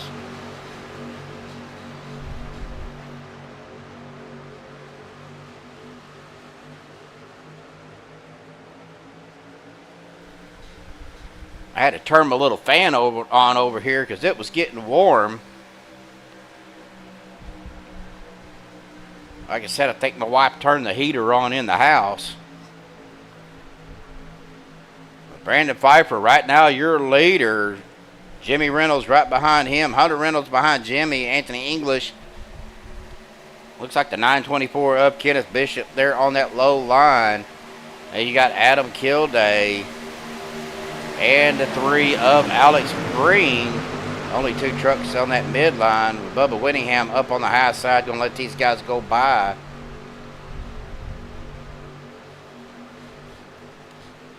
I'm going to try to get a in-race interview with Bubba once he kind of gets into a position to where we can visit with him. Looks like he's in pretty good shape right now. So we're going to go ahead and see if Bubba can visit with us. Bubba, Steve up in the booth. Got a copy there, buddy? Hey, Steve. Happy birthday to you. Well, I appreciate it, Bubba. And man, you're not having a real good night. Looks like you got off of the pit cycle there and, you know, got a few laps down. But, I mean, you're battling to try to get that back. Yeah, it's all the time. And I had I couldn't get down, ran out of gas on the second green flag stop. So I was slow rolling in, and then I had a speeding on the way out. So I was down 2 laps. Oh, Lord. I got fortunate with a caution right after a pit stop. And so anyway, I'm right up here at the edge of them. I think I'm going to get a slap back here in a minute. Well, you know, we're talking about the track temps earlier. They're a little bit low at 72 degrees. How are the trucks feeling with these killer temperatures as we see some green flag pit stops happening? Trucks are super solid tonight. Real solid. They're driving a little better than they were the last couple of weeks, and so it's an easy drive out here on Daytona tonight. All right. Well, we're going to let you go. Appreciate you doing the in-race or on-track interview with us tonight, Bubba, and good luck, buddy. Thank you, man. We'll get him moved back down there in the team with Team 3 there with David Overstreet and Lynn McNeese. It looked like he got a little checkup there from the 01. I believe that is Stuart Broderick. Kind of got Bubba off his pace there a little bit there, Dylan. Here we go, green flag pit stops. Yep, Alex Green, Adam Kilday, Hunter Reynolds, Jimmy Reynolds, Anthony English. That is the 924, if I can find them, of Kenneth Bishop. Stephen Miles, looked like Dana Shepard coming down pit road as well. But that's going to put the 36 of Stephen Luttrell out front. As they coming down the backstretch. Now he is dropping down to the apron. I don't know if he's run out of gas and having to coast it in. He may have run out of gas. Here comes this other pack led by Dustin Loxton, Peter DeBorgia, Lynn McNeese, Nick Wing, David Overstreet, Harold Rothery, Mark Mann, Gabe Butler, Rick Seabrands, Andrew Zonto coming down. Stephen Luttrell finally making it around. Now, Jimmy Reynolds is back here in 13th, but he is going to have the run.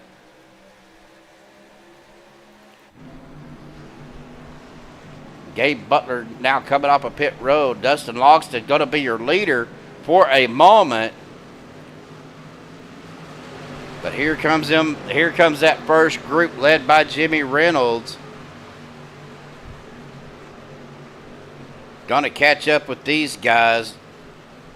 Again, the green flag pit stops does separate the field.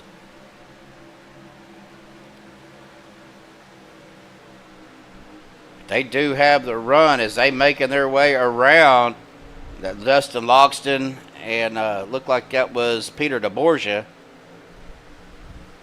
And Jimmy Reynolds jumping up to the high side. That's going to put Anthony English as your leader. Jimmy trying to get back caught up or get Hunter caught up with him. That's going to put Anthony English as your leader. Alex Green in second. Stephen Miles in third.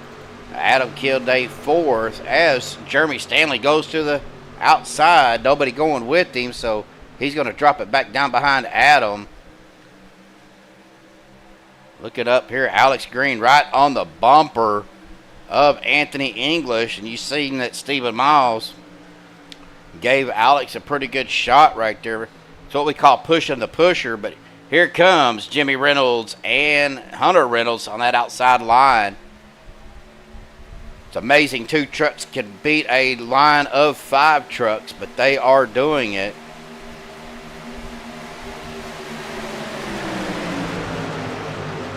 Here comes Hunter Reynolds, Jimmy Reynolds to that middle line, or on that second lane, as the 81 of Dustin Logston does jump out there with them.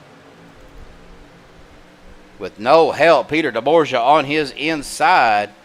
There is the 03 of Steve Rada jumping up there. He's going to take it 3 wide on the inside on the midline. Is that 891 of Logan York, but here comes Dustin Logston. Left Steve Rada out there by himself. Ooh, what a move by Logan to drop it down in front of Stephen Miles. Dustin Logston does get to the outside. Right behind that 54 of Brandon Viper. But Jimmy Reynolds on the low line. Hunter Reynolds on the high side.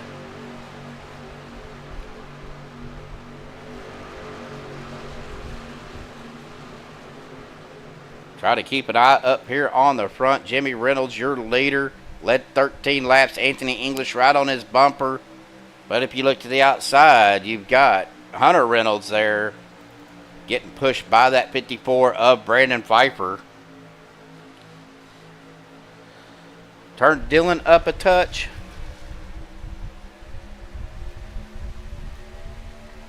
There you go, Eric. Is that a little better? Well, with 71 laps down out of 100, we've only had 1 caution that we saw was a wreck. We've had a number of 2 cautions. So it's been a pretty good race tonight so far. A lot of good, clean, fast racing. Yeah, and, a lot on the, there's a lot on the line here, a lot at stake for these guys that are in the playoffs. We're going to look at our playoff drivers right now. Anthony English running in third, Dustin Logston in fifth. Logan York's back here in eighth. He's still right there, as well as Peter DeBorgia in 15th at the moment. But back up to the front, though, Jimmy Reynolds. Brandon Pfeiffer looking at going 3 wide, but nobody really wanting to go with him. So Brandon Casey, whatever you want to call him, with no help, drops it back down. Back to side-by-side racing once again. Jimmy Reynolds on the inside with Anthony English. That is the 3 of Alex Green and the 91 of Logan York. On that second line, the 26 of Hunter Reynolds, the 81 of Dustin Logston, and the 03 of Steve Rada, and the 60 of Jeremy Stanley. As Hunter does get out in front of Jimmy. Jimmy's going to run up there and give him a shove, but Steve Rada right on the bumper of Dustin Logston. So question for you, Steve, with you being a driver yourself and out on the track racing, we're 74 laps down out of 100. About what lap as a driver would you start trying to push your car and truck a little bit more to start gaining and making position? Well, that would depend whether I had a teammate or somebody helping me. You know, if you're in front, you definitely want them pushing you. But to really start forcing the issue, you know, when you start getting into the, you know, the under 10 laps to go, you really need to be playing the head game, you know, getting ahead of everybody else, but you gotta have the help to be able to do it. Yeah, I've been in the situation where you know, I was leading a race, but the guys behind me were teammates and not teammates of mine. So if they had the, you know, got to a point where, you know, two cars or trucks could get to my outside and get around me, you know, that's what they're going to do. So it just depends on whether or not you've got, you know, help to get you out to the front or stay out front. And then with this race here, with them only getting, you know, about 13 to 14 laps on a field of tank, we're 75 laps down. They're still going to have to pit at least twice, right? Or do you think they can get off with one more pit stop? Well, let's look here. We've got 25 laps to go, so we definitely have one more pit stop. It also depends on whether or not a caution comes out. If another caution comes out within, you know, or where you have maybe a lap to go on fuel, you definitely want to take fuel, but you want to try to get them right now. You want to try to get the most laps you can get before you take fuel, and definitely be looking at the leaders and hoping that you can make, you know, the same amount of laps as them. There's no way that they're going to be able to save enough fuel for the next, you know, 25 laps. So, well, we're looking at 9 laps right now for Dustin Logston on this stint. So we're looking at 8 more laps to go, 7 more laps to go for him. And that will put us at 84, 85. So definitely one more pit stop for sure. And then, I don't know, you could try to save, but there's going to be guys that aren't going to try to save, so they're going to be wide open the whole way. And then with it being unlimited green, white checker attempts, you know, that's just another variable. Well, it's unlimited up to 15 attempts. So, I'm hoping we don't use one of them. I hope it's a clean race, green flag race to the end. But we know, you know, with a lot on the line, even the playoff drivers, you know, they may not be in the playoffs. They still want to win a race. So, absolutely. You know, they're going to be pushing hard and just pushing these trucks to the max. So, but we may, you know, we're going to be out here definitely for the next probably 5 laps or so before, or 3 laps before we'll start seeing at least that last pit stop, green flag pit stop. Like I said, they're getting about 13 laps to 13 to 18 laps, but we do have a new leader right now, Jeremy Stanley. Your new leader, got the old one, Stuart Broderick, on the outside with the 3 of Stephen Rada and the 924 of Kenneth Bishop. But your playoff drivers right now, Dustin Loxton there in second. Anthony English dropping back to 7th. Logan York in 11th, and Peter DeBorgia back here in 15th.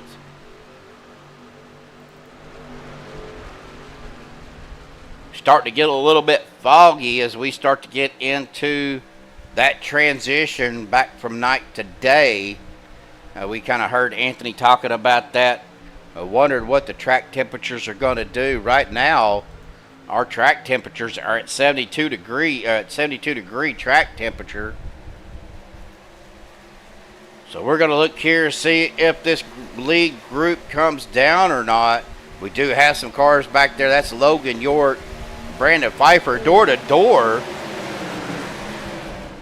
Looked like they were able to save it. A little bit of contact between them guys coming down to pit road. Not seeing anybody else as Steve Rada and Kenneth Bishop drop back to the back behind David Overstreet. Jeremy Stanley still your leader, led 3 laps. Dustin Loxton there in second. Hunter Reynolds in third. And Jimmy Reynolds 4th. Anthony English rounding out your top 5. So 2 of your playoff drivers in the top 5. As we are 20 to go, here they come down pit road. This is that big lead group. Ooh, Adam Kilday getting a little squirrely. Peter DeBorgia having to shut it down.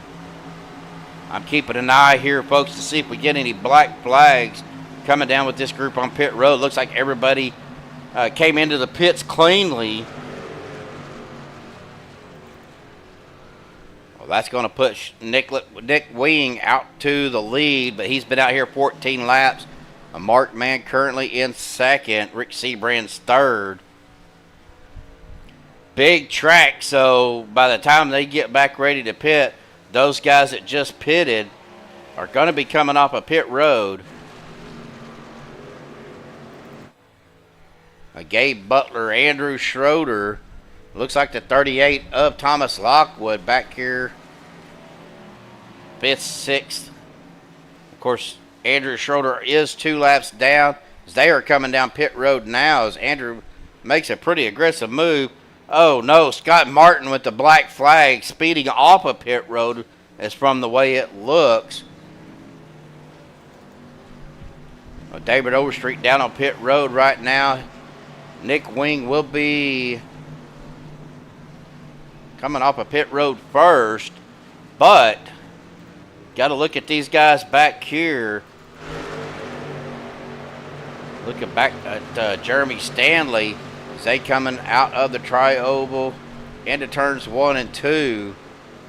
Jeremy Stanley in 5th, but he has got the run. Hey guys, I can't help with the fog situation. Unfortunately, it is what it is. As Jeremy Stanley and that lead group does get around the trucks coming off of pit road. We're at 18 to go. Kind of keeping an eye on the speeds, and 190 mile an hour, 192. So they are pretty much wide open and not really saving a whole lot.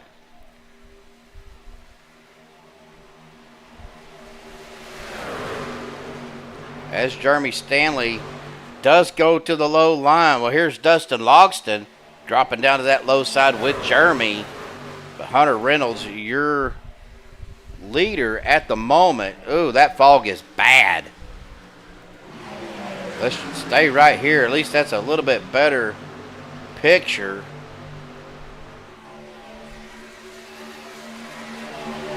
Jeremy Stanley does get caught back up, or Dustin Loxton is pushing Jeremy out to the front.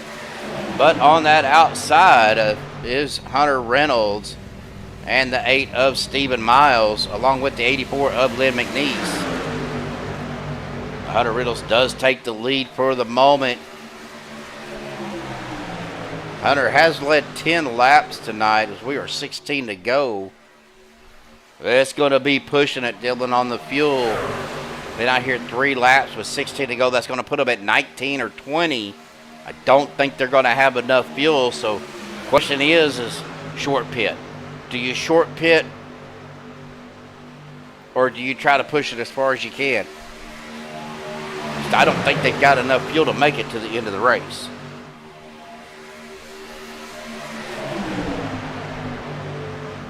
Hunter Reynolds does drop it down to that low line. Stephen Miles to the outside. Lynn McNeese, and that is the 06. Looked like the 06 of Andrew Zonto. But Andrew Zonto is a lap down. Looking to get a lap back.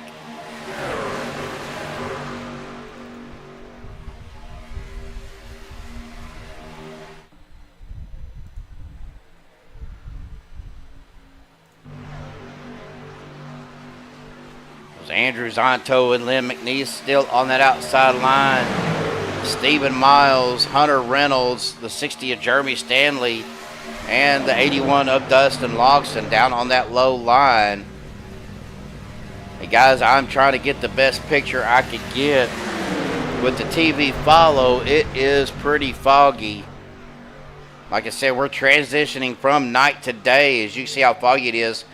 Coming through turns 1 and 2 down to the back straightaway. I barely see the trucks on our TV follow, and even on our other cameras it's kind of foggy until they get closer to us. Coming through the trioval though, Stephen Miles is your leader.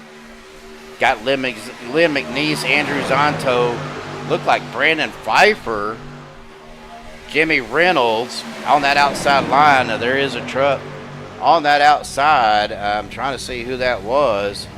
That was the 36 of Stephen Luttrell. Now, Stephen is a lap down.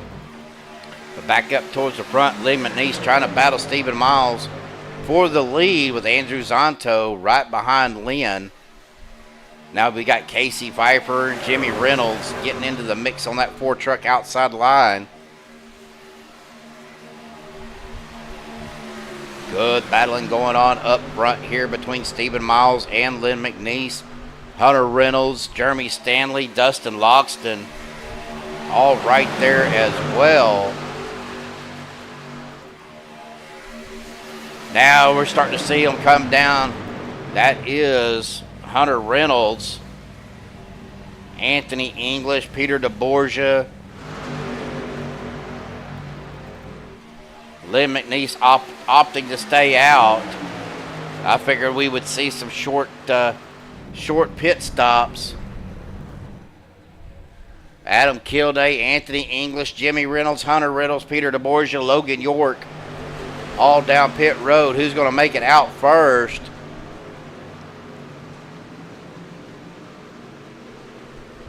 It looks like the 40 of Peter DeBorgia did make it off of pit road first.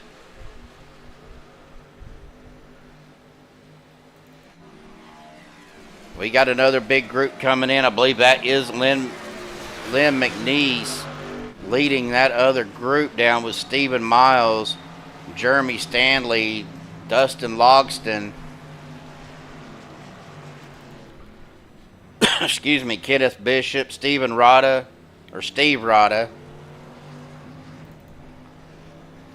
Well, Brandon Pfeiffer, your leader, been out here 9 laps. Excuse me.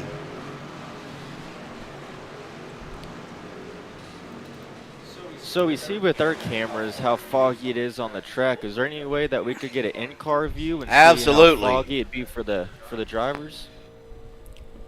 Not as bad on the cockpit view as you see Brandon Pfeiffer, and that is the 06 of Andrew Zonto coming down pit road.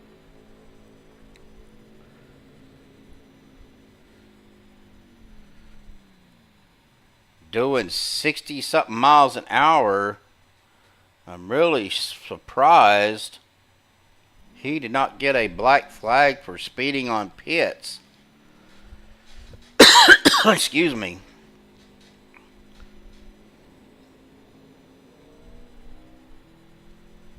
I thought pit road speed was 55, so they may have changed that. But here's a better look out on the track with Stuart Broderick right behind the 48 of Andrew Zonto, getting a little bit loose there. So it's a little bit clearer view for these guys than and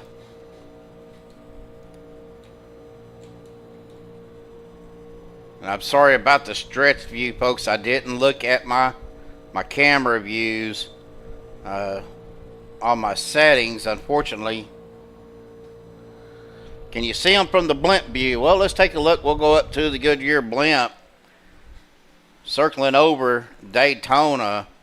As you can see, it's still pretty foggy out there. Chopper view is a little bit clearer.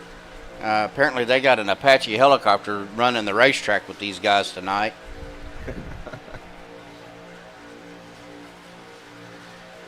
You know, it could, but that all depends on the humidity. Humidity is at 1 degree, but your air temp's at 68 and your track temp's at 70, so your humidity is not that high to cause. Yeah, I know. Dylan was pointing out on my pre-race Atlanta pit road speed at 55, but obviously that probably changed on me. But it is starting to maybe clear up a little bit, as we are looking at your leader right now. The 01 of Stuart Broderick does have the 48 of Andrew Schroeder in front of him. But yeah, it could make it a little bit slippery. Let's see where Mark Mann is. He is back here in a group. Oh, we're back here on this group here, and the 91 of Logan York seen the sparks flying off of his truck because he was up into that wall. But looking at this group, we are 3 wide. They are hoping that this front group is going to have to pit, which they will, because we are at 7 to go. They've been out here 13 laps. They're not going to have enough fuel to make it. So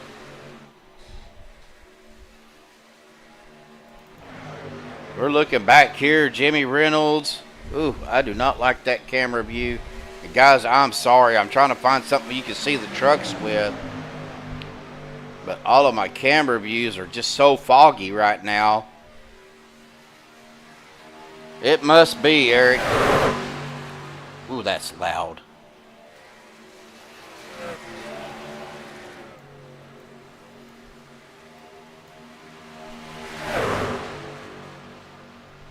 Now, Jamie Reynolds is currently leading this big pack here.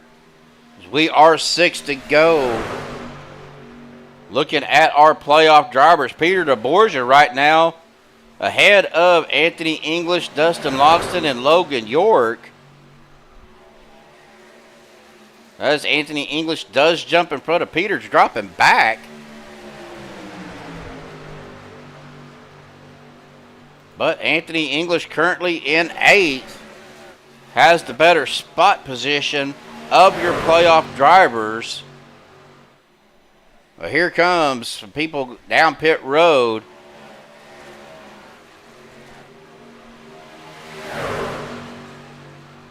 We're looking to see, I'm watching ATVO to see how many spots they move, but Gabe Butler still out here is your leader. Dana Shepard up to 2nd.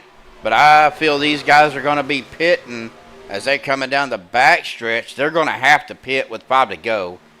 I think anything after this lap, you pretty much made your own bed.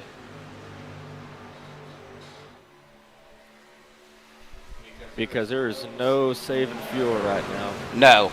Everybody is hammered down trying to get up front. Here they come, coming down pit road. Yep, and that's going to be that lead group. But here comes Anthony English and that other group.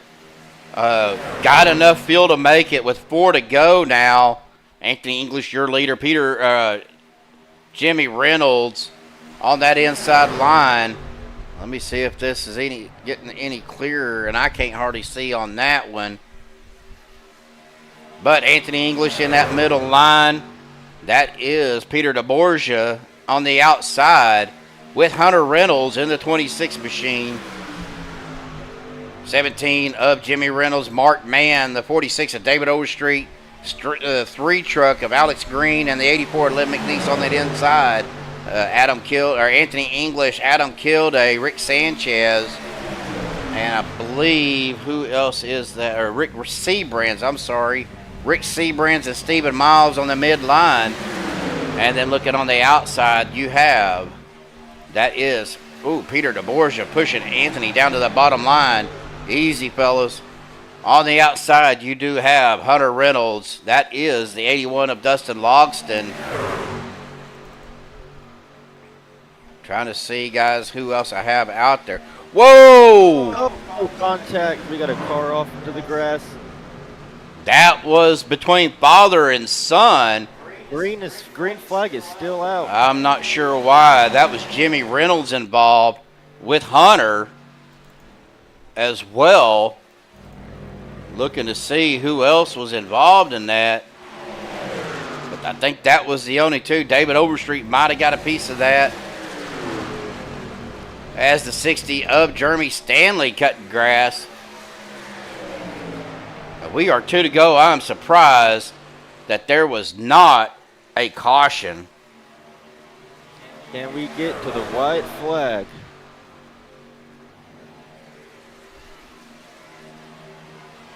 Well, guys, at this point, it's iRacing cautions.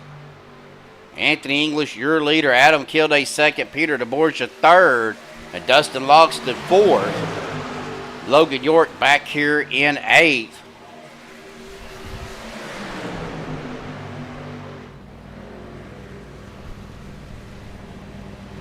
Anthony throwing a block up on Peter. 1 to go. Here we go.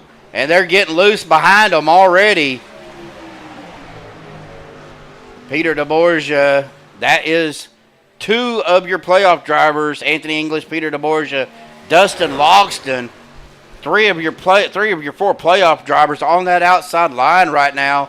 Coming down the back stretch, coming into turn 3 and 4. Who's it going to be?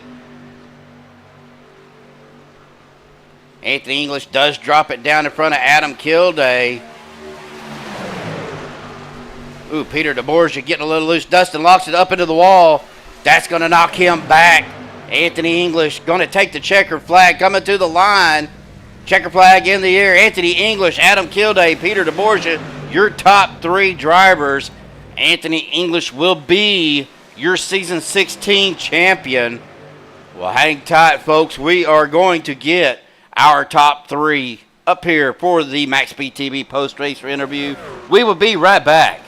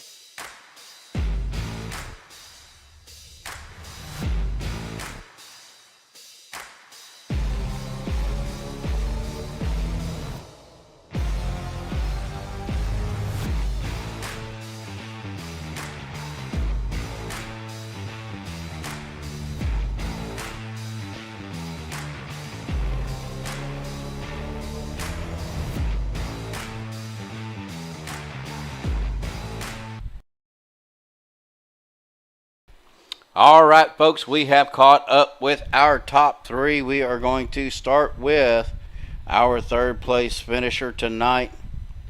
Get him down here. Peter DeBorgia, man, awesome job. Great season. Just shy of the championship, but man, what a finish for you guys. Let's talk about it. Yeah, man, we had to look at it there. We kept the car super safe. We weren't involved in anything the whole race there. I know there was the incident with the 01, or not the 01, the 069 or whatever in turn 3 coming in front of the field. It happened right in front of me. And I thought I was going to be using a faster pair on like lap 30. But we got really fortunate there that didn't catch us. And we just did our best to make sure we stayed attached all night. A couple of times there we stayed out an extra lap and tried to net a fuel advantage over the other guys, but it didn't look like it was going to work out there. That last caution we had just made it so that even if you had perfect, fuel mileage the last 3 stints, you were going to end up 1 lap short. So was able to short pit the last stop, on my tank and have more fuel than everyone else going down pit road, and it launched me ahead of Hunter. And we were there and had a good look at it at the end, and Anthony just drove his tail off, and I'm glad the finish remained for the most part reasonably clean, and the guys who are here, aren't here feeling guilty about anything. So it was tough. We did everything we could, and thank the guys that I was running with tonight all season. And congrats to Anthony for winning, and Dustin and Logan for making the Final Four as well, man. This is tough. Well, let's talk a little bit about that transition from night to day. Now, on our camera views, it was pretty foggy. I was going to say, did you guys even see anything? Because we could barely see anything. Yeah, we actually, somebody was asking what it looked like for the drivers, so we went in cockpit view of one of the drivers. Usually right in front of you was okay, but anything further than that, the visibility was limited. But how does the fog, or does the fog even affect the track conditions? Apparently, it's realistic, according to the 4 Floridians in my chat there.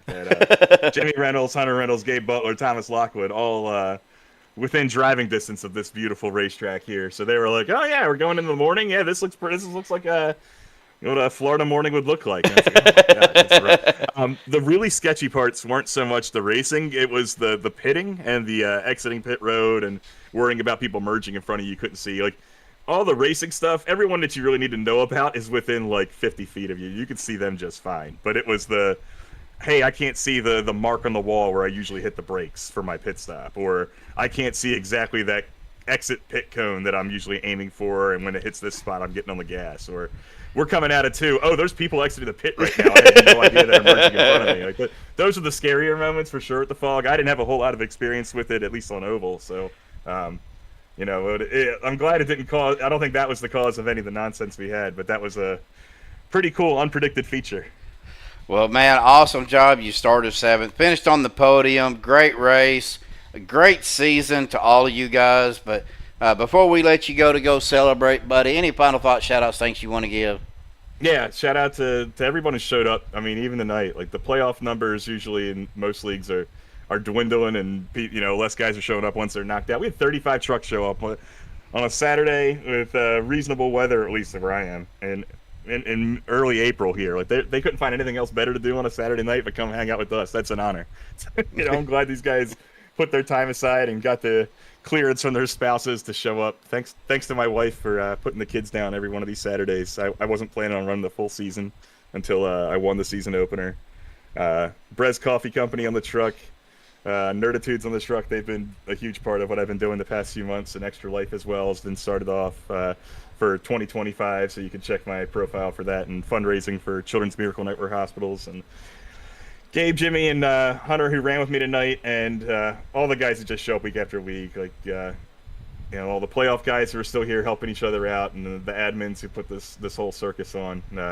I've been pretty hands off with Saturdays lately, and Anthony runs a good show and has a lot of people helping out. So, and you guys in YouTube land and the broadcasters who make this thing feel way more real than it probably has any business doing. We're all sitting in our basement, some of us in pajama pants right now. And it looks like it's a race. It looks like we're all like sweating and serious, getting out in our fire suits. I'm gonna walk out of here and then grab something from the fridge and sit at my computer chair like 30 seconds. Like that's so we thank all you guys for making this feel real and serious, because that just adds a whole new element to what we're doing. Absolutely. Well, we appreciate that, Peter. Congratulations, buddy.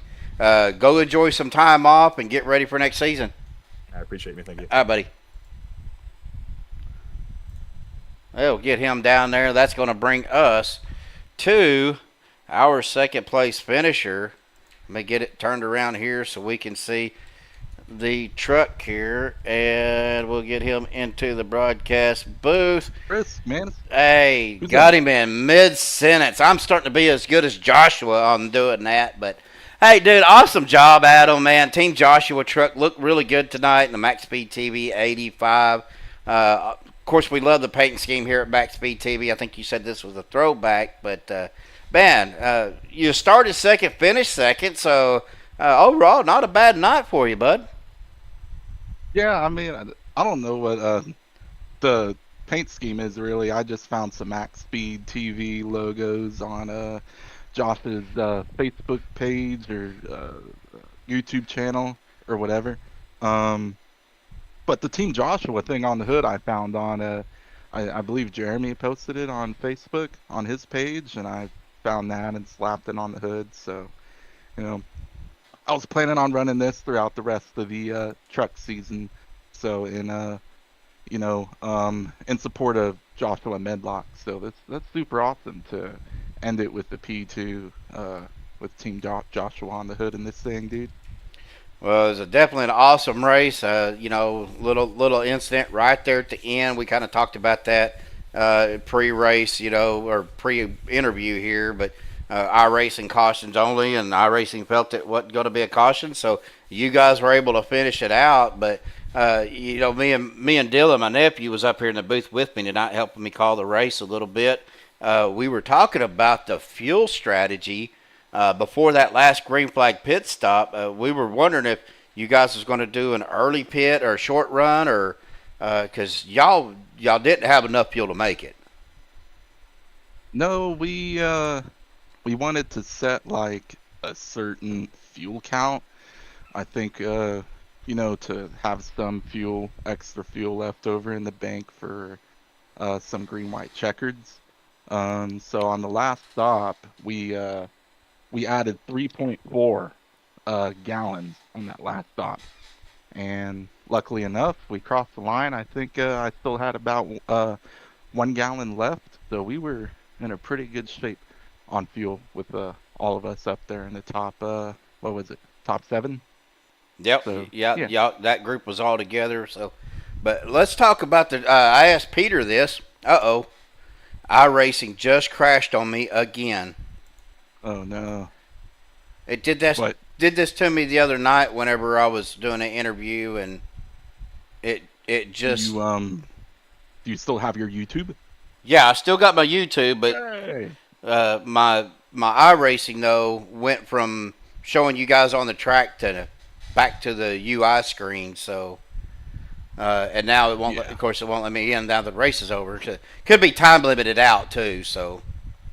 Yeah. But anyways, we are talking about the transition from the night to day. It got really foggy, and I know Peter was kind of worried about the people that was maybe coming out of pit road ahead of you guys. Was y'all having a hard time seeing them? Because we could barely, in the broadcast booth, we could barely see your trucks from a distance. No, it's you can see pretty good from like the in car. It's like the spectator view. The vision is kind of hard to see. So I don't know if that's an iRacing deal with their camera or what the case is with the new lighting update they had a couple weeks ago. But it's really when it got real foggy out, the track got real like mildewy, like kind of slick a little bit. So like coming out of the pits under green, there was a lot of guys sliding their back tires. So I found a way recently to where I just kind of upshift up to second real early to maybe get the rear tires to grip easier. Gotcha. But it's probably not as efficient, or how do you say that word, to really get like the fastest pit exit. But for me, it works. It's safer, I think, in my scenario. So it's able to, yeah. I'm at less risk of getting wheel spin on the pit exit. Okay. So yeah. Well, awesome job tonight, buddy. We're not going to keep you any longer, so you go celebrate. But we're going to go ahead and turn the mic over to you, Adam. Any final thoughts, shout-outs, thanks you want to give before you go? Yeah, dude. I want to say this one was freaking awesome race at the end. I was trying to help out Anthony as much as I could. I think some of it paid off for him in the end. I really didn't think it would probably be me in that scenario to be in position to maybe push one of the teammates to these wins. So I remember last season it was a guy I didn't really think that I should have at the time for a previous season I ran. It was EJ DeBoer that really helped me out a lot for that season. So I really wish I would have given him a bigger shout out for that. But it's super cool to be able to repay the favor to one of these OP guys, especially a teammate. So yeah, super awesome to be in that scenario. And even Rick was up there too. Seabrand's with us to help Anthony out as much as we could. But yeah, dude, it's super awesome to see, man. Well, awesome job, buddy. We're going to let you go. Looks like you guys are gathering up there in the podium, so I'm going to move you back up there. Congratulations. Go celebrate your P2. Enjoy a couple. Well, you've got a little bit of time off, I think, and we'll see you back next season, buddy. Yeah, dude. Thank you as well with the broadcast you do, Stephen Lane, MaxspeedTV on top of it. And thanks, OP admins. For doing this as well, man. So appreciate your all's time you put into all the series you do for OP, and yeah, that's something I'll never take advantage of. So. Well, I appreciate that, brother. It means a lot to me to be able to broadcast for you guys and for Joshua right now to keep this thing going for him for sure. So, but yeah, but shot thoughts to him too. Oh, absolutely. I hope he's doing good now. Absolutely. I know he's back at home right now, so that's a good thing. Awesome. So very good to hear. Yep. Well, go celebrate, Adam. We will catch up with you soon here, buddy. All right, man. You have a good one. You too. Well, that's going to bring us. I can't look at his car because I don't think he put enough time on the league session to get to our winners and all of our interviews. But Anthony English, your winner tonight. Also, you're a season champion. Anthony, congratulations, buddy. The reason why I said that was because, iRacing decided to stop on me while we were doing interviews. Oh, no kidding. Yeah, so I'm back at the UI screen. So, man. Yeah, it did that to me the other night too. I think with CFM, where we were trying to do the interviews, and I think the race just took a little longer than expected. And well, when it does that, you run out of time. It just shuts down on you. No, I gotcha. But awesome job, buddy. Let's talk a little bit about the race. Fuel strategy and pit strategy was very important tonight. One thing that we were noticing, of course, like Adam said, I think it's just something with the camera views on iRacing. But man, that fog got bad coming from transition from night to day. Yeah, I didn't expect it to get that foggy. But when you run realistic weather and stuff, I mean, you sometimes never know what it's gonna give you. But it got really cool in that early morning time, and we started getting that dew fog and stuff like that. And yeah, so I might suck a little bit for the broadcast. I apologize, but it was fun racing, and because it made it a little bit slick. It made it a little bit treacherous pitting and coming out of pits and stuff, because you could almost like feel the dew.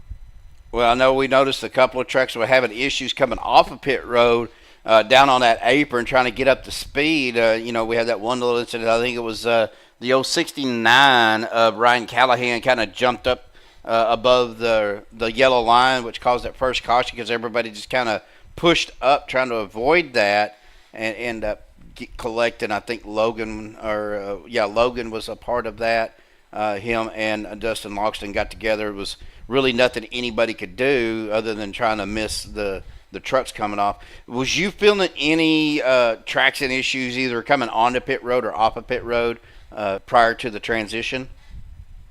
It wasn't too bad coming in, but I was, like I told you in pre-race when you interviewed me for the poll, I wasn't going to make any mistakes on pit lane tonight, even if I had to go slower. So I was braking a little bit earlier. I was being ginger going into the pits all night long, especially at the end, because I didn't take right side tires all tonight. So by the end here, my right side tires they were pretty chewed. So I was literally just babying it in, making sure I got in solid, and the traction issues for me mostly was coming out, like having that first pit stall, not being able to get a little bit of momentum in pit lane before you cross and have to get up to speed and stuff like that. Just it didn't want to hook up. So like the pit we had before the last one, I almost turned it. Like when we started coming out and I gave it full throttle and stuff like that, it about sent me left, and I almost screwed the whole night up right there, but ended up saving it. But yeah, it was definitely slippery. I mean, especially in the later you went, the more slippery it felt coming out of pits. And also, of course, fuel strategy played a big part of it. You guys had a plan, I guess, going into the race, or at least halfway through the race, when you realized, we're not going to have enough to finish, but that worked for you. With me and Dylan, my nephew, of course, up here talking, helping me broadcast tonight, was talking about the pit strategy. Towards the end of the race, do you do a short run? Do you go as long as you can? But the problem was, what we were seeing, and you can correct me, Anthony, if I'm wrong, was if you did go as far as you could, you had 5 laps to go and was going to have to pit. Yeah, it was like after that last caution and we got rolling, I was still up front, and I think I was pushing Hunter, and I was pushing him pretty hard. And it was close enough to where you could almost save enough. Almost, if you saved both runs, almost save enough to make it to the end. But with a couple checkups and stuff we had, and a couple mingles in that run, I ended up burning up more fuel than what I could. So we all ended up in the same mindset that we weren't going to be able to make it, so we were going to have to make 2 final pit stops after that one, anyways. So we ran the first one out, and that's when we all pit. And then the next time we pit a lap before we had to, just to try to get off sequence with the guys and get in and get out first.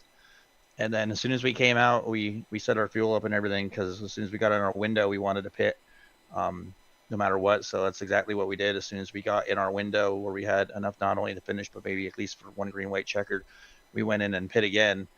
And it was, I think it was the right call, especially with the pack wasn't huge at that point. So even if they would have stayed out and ran it out and then pit, I think we would have gained a little bit on them, and we still would have ended up ahead of them if they stayed out, just because it was like split the pack. When we went in for that final stop, a lot of people went in with us, so it didn't leave a lot of cars out there. And you need a good 6-7 cars out there and a good organized line to be able to make time or to pull away from anybody. So we had good faith that we were going to be in a good position coming out, and we ended up being able to have the run on the people that pit and stuff, and got us out front. And then at that point, it was just like you see in the end, it was just a game of who could keep it the longest. Well, I was talking to Dylan about that third line. That third trunk line, man, it would scream down that back straightaway, but in every corner, it seemed like that third lane would just lose so much momentum. I noticed you didn't get up there, but you stayed in the lower 2 lanes, and those seemed to be the faster 2 of the 3. Was you noticing that as well, when that third line would get the run on the straights and then all of a sudden fall off of the corner?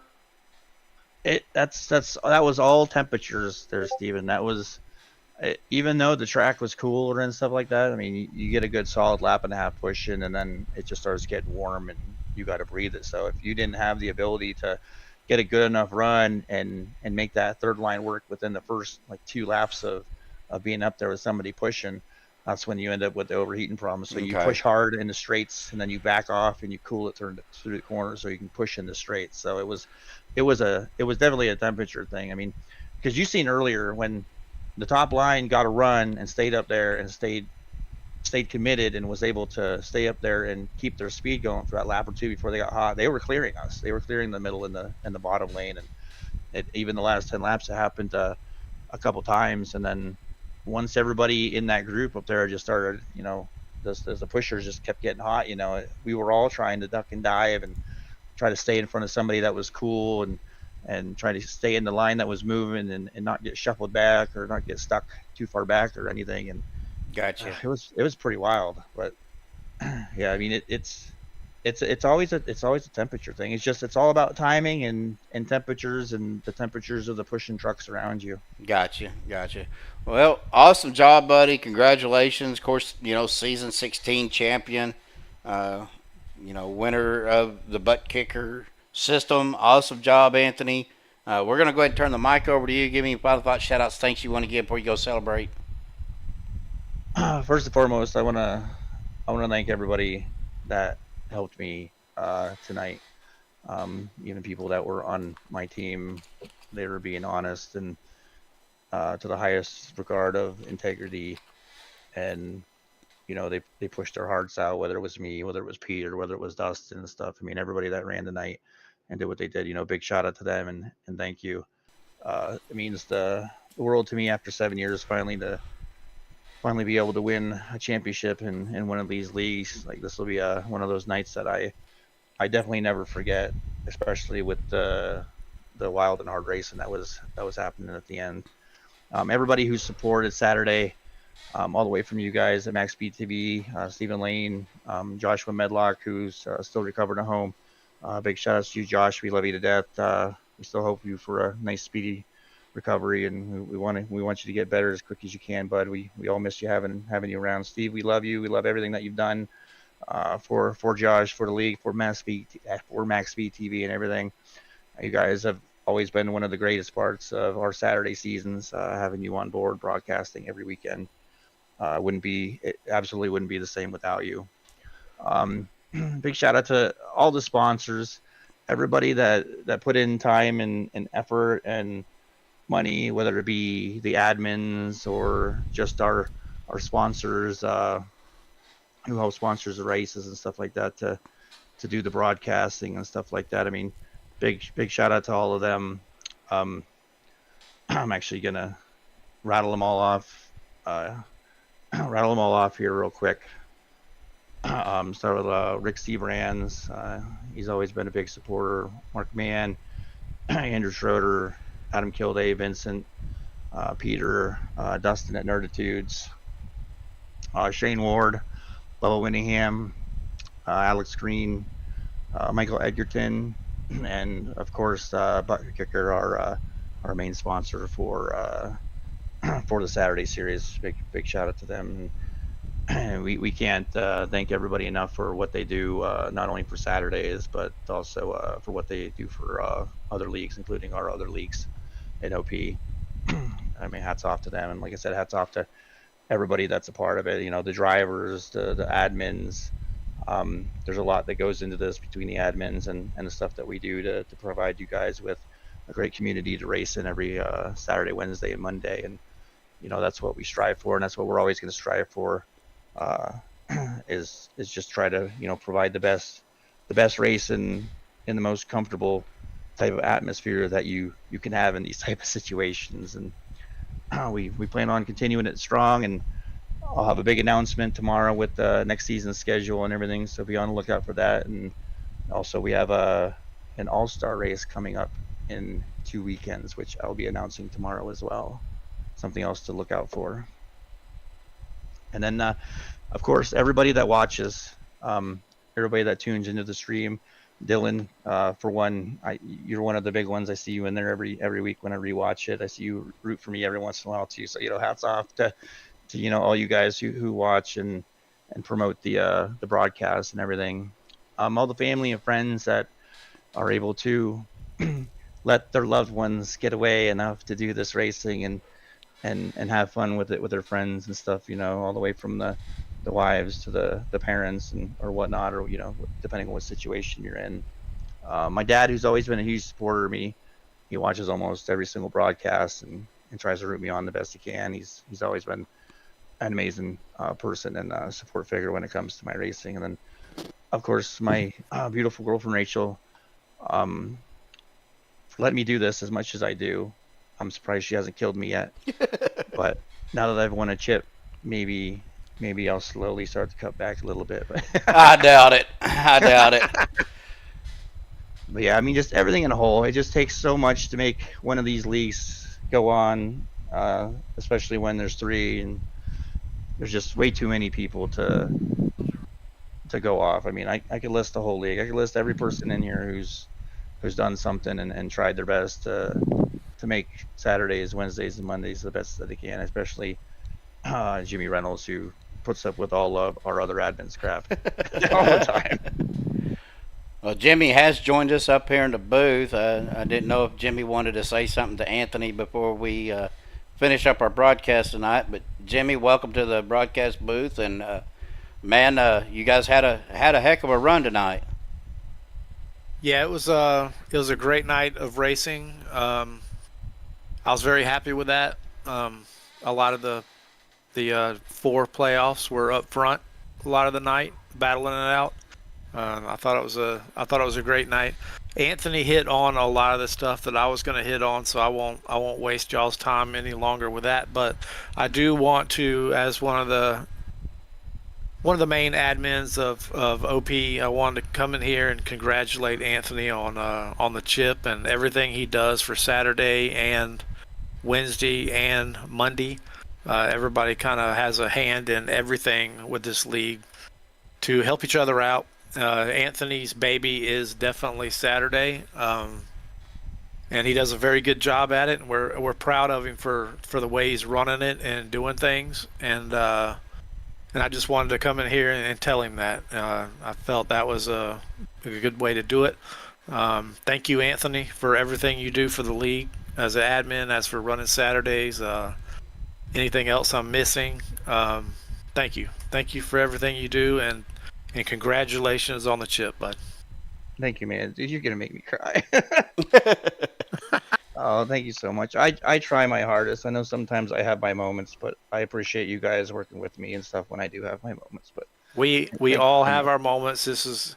We're all doing this as volunteers, and it takes a lot out of us day in, day out. I don't think people really understand how much time out of the day it takes to do this kind of stuff. It's not just a couple hours here and there. This is a lot of time that goes into this planning, hitting off ideas and everything. So, and none of us get paid for it, right? And so we just do it out of the goodness of our heart. And this league we said it earlier, and I can't remember. It's so many years this league has been going on with, all 3 super speedway series, and we have a cup series on Thursday night. But mainly the super speedway series, they've been going on for a long time, and it couldn't have been done without great admins in place. And like I said, thank you for everything you do, Anthony. I'm proud of you, and good job on the chip. Thank you so much. Well, Jimmy, before you leave, of course, I want to give a shout out to all the admins and all the guys that run, the OP leagues, not only Saturday but Monday, Wednesday, Thursday. I kind of cut my teeth in iRacing with you guys, and it's for the most part it's been nothing but a lot of helpful guys giving me tips and trying to make me a better driver. And I haven't got to race as much as I wanted to because of everything that's went on. But don't get me wrong, when Joshua was able to come back, y'all better watch out because I'm getting better, and y'all gonna see me a lot more in that winner's circle. All right. I look forward to it. Definitely look forward to Yeah, it. absolutely. But awesome job, guys. Like I said, we were talking a little bit, and I don't want to touch on this a little bit before you guys leave. If anybody out there is interested in joining this league, there's a couple ways you could do it. You can send any of the admins, either Jimmy, Alex, Anthony, Peter. Who else? Who else am I forgetting, guys? Peter, Jimmy, Alex, Zach Workman, Zach Fritsch, Sean McCara, and I think that's it for now. Yep. Yep. You can send any of those. Send any of those guys a message on Discord. Also, they do have a Facebook page that you can go to and check it out. OP. Does it OP Super Speedway? OP Super Speedway Racing. Yep, on Facebook. You can go check out their Facebook page and get all the information, and also reach out to any of these guys, and they could get you hooked up. But awesome season, guys. I'm glad I was a part of it. I'm glad I was able to finish out the season with you guys. Definitely looking forward to next season, see what happens, see where we're at, and we'll just see what we can do as far as the broadcast for Saturday. I know me and Anthony kind of talked about it. It's going to continue on, but we're going to see what happens with the rest of the leagues. But awesome job, guys. Congratulations again, Anthony, on your victory on the championship tonight. And Jimmy, I appreciate you coming in here and visiting with us a little bit. Thank you for your time, and thank you all for broadcasting and taking care of the visual part of our league. Appreciate it. Yes, thank you very much. You guys are a huge part. And like I stated earlier, I mean, I don't think Saturdays would be the same without you guys. We love having you guys around, whether it's you or Josh. Absolutely. We love Josh to death. We wish him the speediest of recoveries. Yep. But yeah, you guys both did amazing, and hats off to both you guys. Ditto. Get well, Josh. All right, guys. Well, you guys go celebrate your victory tonight, Anthony and Jimmy. We'll get with you guys here soon. 100%. Right, thank you. Thank you. Thank you for everything you do again, Steven. You're welcome, buddy. And you too, Dylan, for always rooting for me. Don't think I don't see it. Much appreciated. Big shout out to you. Hey, thank you, Anthony. Congratulations on your win tonight. Congratulations on the championship. I always root for you when Stephen Lane's not out there on the track. Even though sometimes it's still hard to go for him when you're out on the track. But congratulations on your win, and congrats on the championship. And as we all stated, thank you for what you do and all the admins, and Jimmy as well. Appreciate all you guys. And Anthony, go celebrate and enjoy your night. Congratulations. Oh, I'm gonna. I wish I had more fuel left. I want to burn it down some more. All right. Well, these guys, we'll go ahead and Anthony's already moved himself up there. Well, guys, that's going to finish it up for us tonight. We're going to go ahead and show your unofficial results pending any admin stuff, which I don't think is going to be much. So pretty much going to say this is your official results tonight. Anthony English with the win and the championship tonight. Adam Kilday in the 85 in second. Peter DeBorgia in the 40 truck in third. The number 4, Brick Seabrands in fourth. Stephen Miles in the 8 truck in fifth. Lynn McNeese there in sixth. Dustin Logston in seventh. Alex Green in 8th. The 54 of Brandon Pfeiffer in 9th. And the 924 of Kenneth Bishop. Rounding out your top 10. David Overstreet in 11th. Mark Mann in 12th. Hunter Reynolds in 13th. Gary Bergeron 14th. Steve Rada in 15th. Gabe Butler 16th. Jimmy Reynolds in 17th. Dana Shepard in 18th. Harold Rothery in 19th. Stuart Broderick in 20th. Logan York finishing in 21st. Ron Walters 22nd. Thomas Lockwood 23rd. Stephen Luttrell in 24th. Scott Martin. Again, Scott, if you're listening or watching, buddy, I do apologize for the mix-up in the names. I hope you can find it to forgive me, but I do apologize. But Scott did finish in 25th. In 26th, Andrew Zanto. 27th, our buddy Bubba Blenningham. In 28th, Jeremy Stanley. 29th, Nick Wing. Andrew Schroeder finishing in 30th. Christopher Jordan finished in 31st. Ryan Callahan in 32nd. Sean Dion, 33rd. Douglas Johnson, 34th. and John Guerrera in 35th. Well, that's going to do it for us tonight here on Max Speed TV. But don't forget, tomorrow night we will be with the CFM Speedway Monkeys.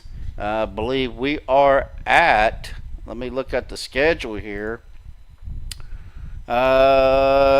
We will be right back here at Daytona for the Checker Flag Speedway Monkeys right here on Max Speed TV at 7:45 Central, 8:45 Eastern, and we will cover their race. Actually, I am sponsoring tomorrow night's race for the Checker Flag Motorsports Speedway Monkeys. It will be the Steve's birthday bash tomorrow night, so join us then. Until tomorrow night, folks, please be safe, have a good night, and we will see you tomorrow.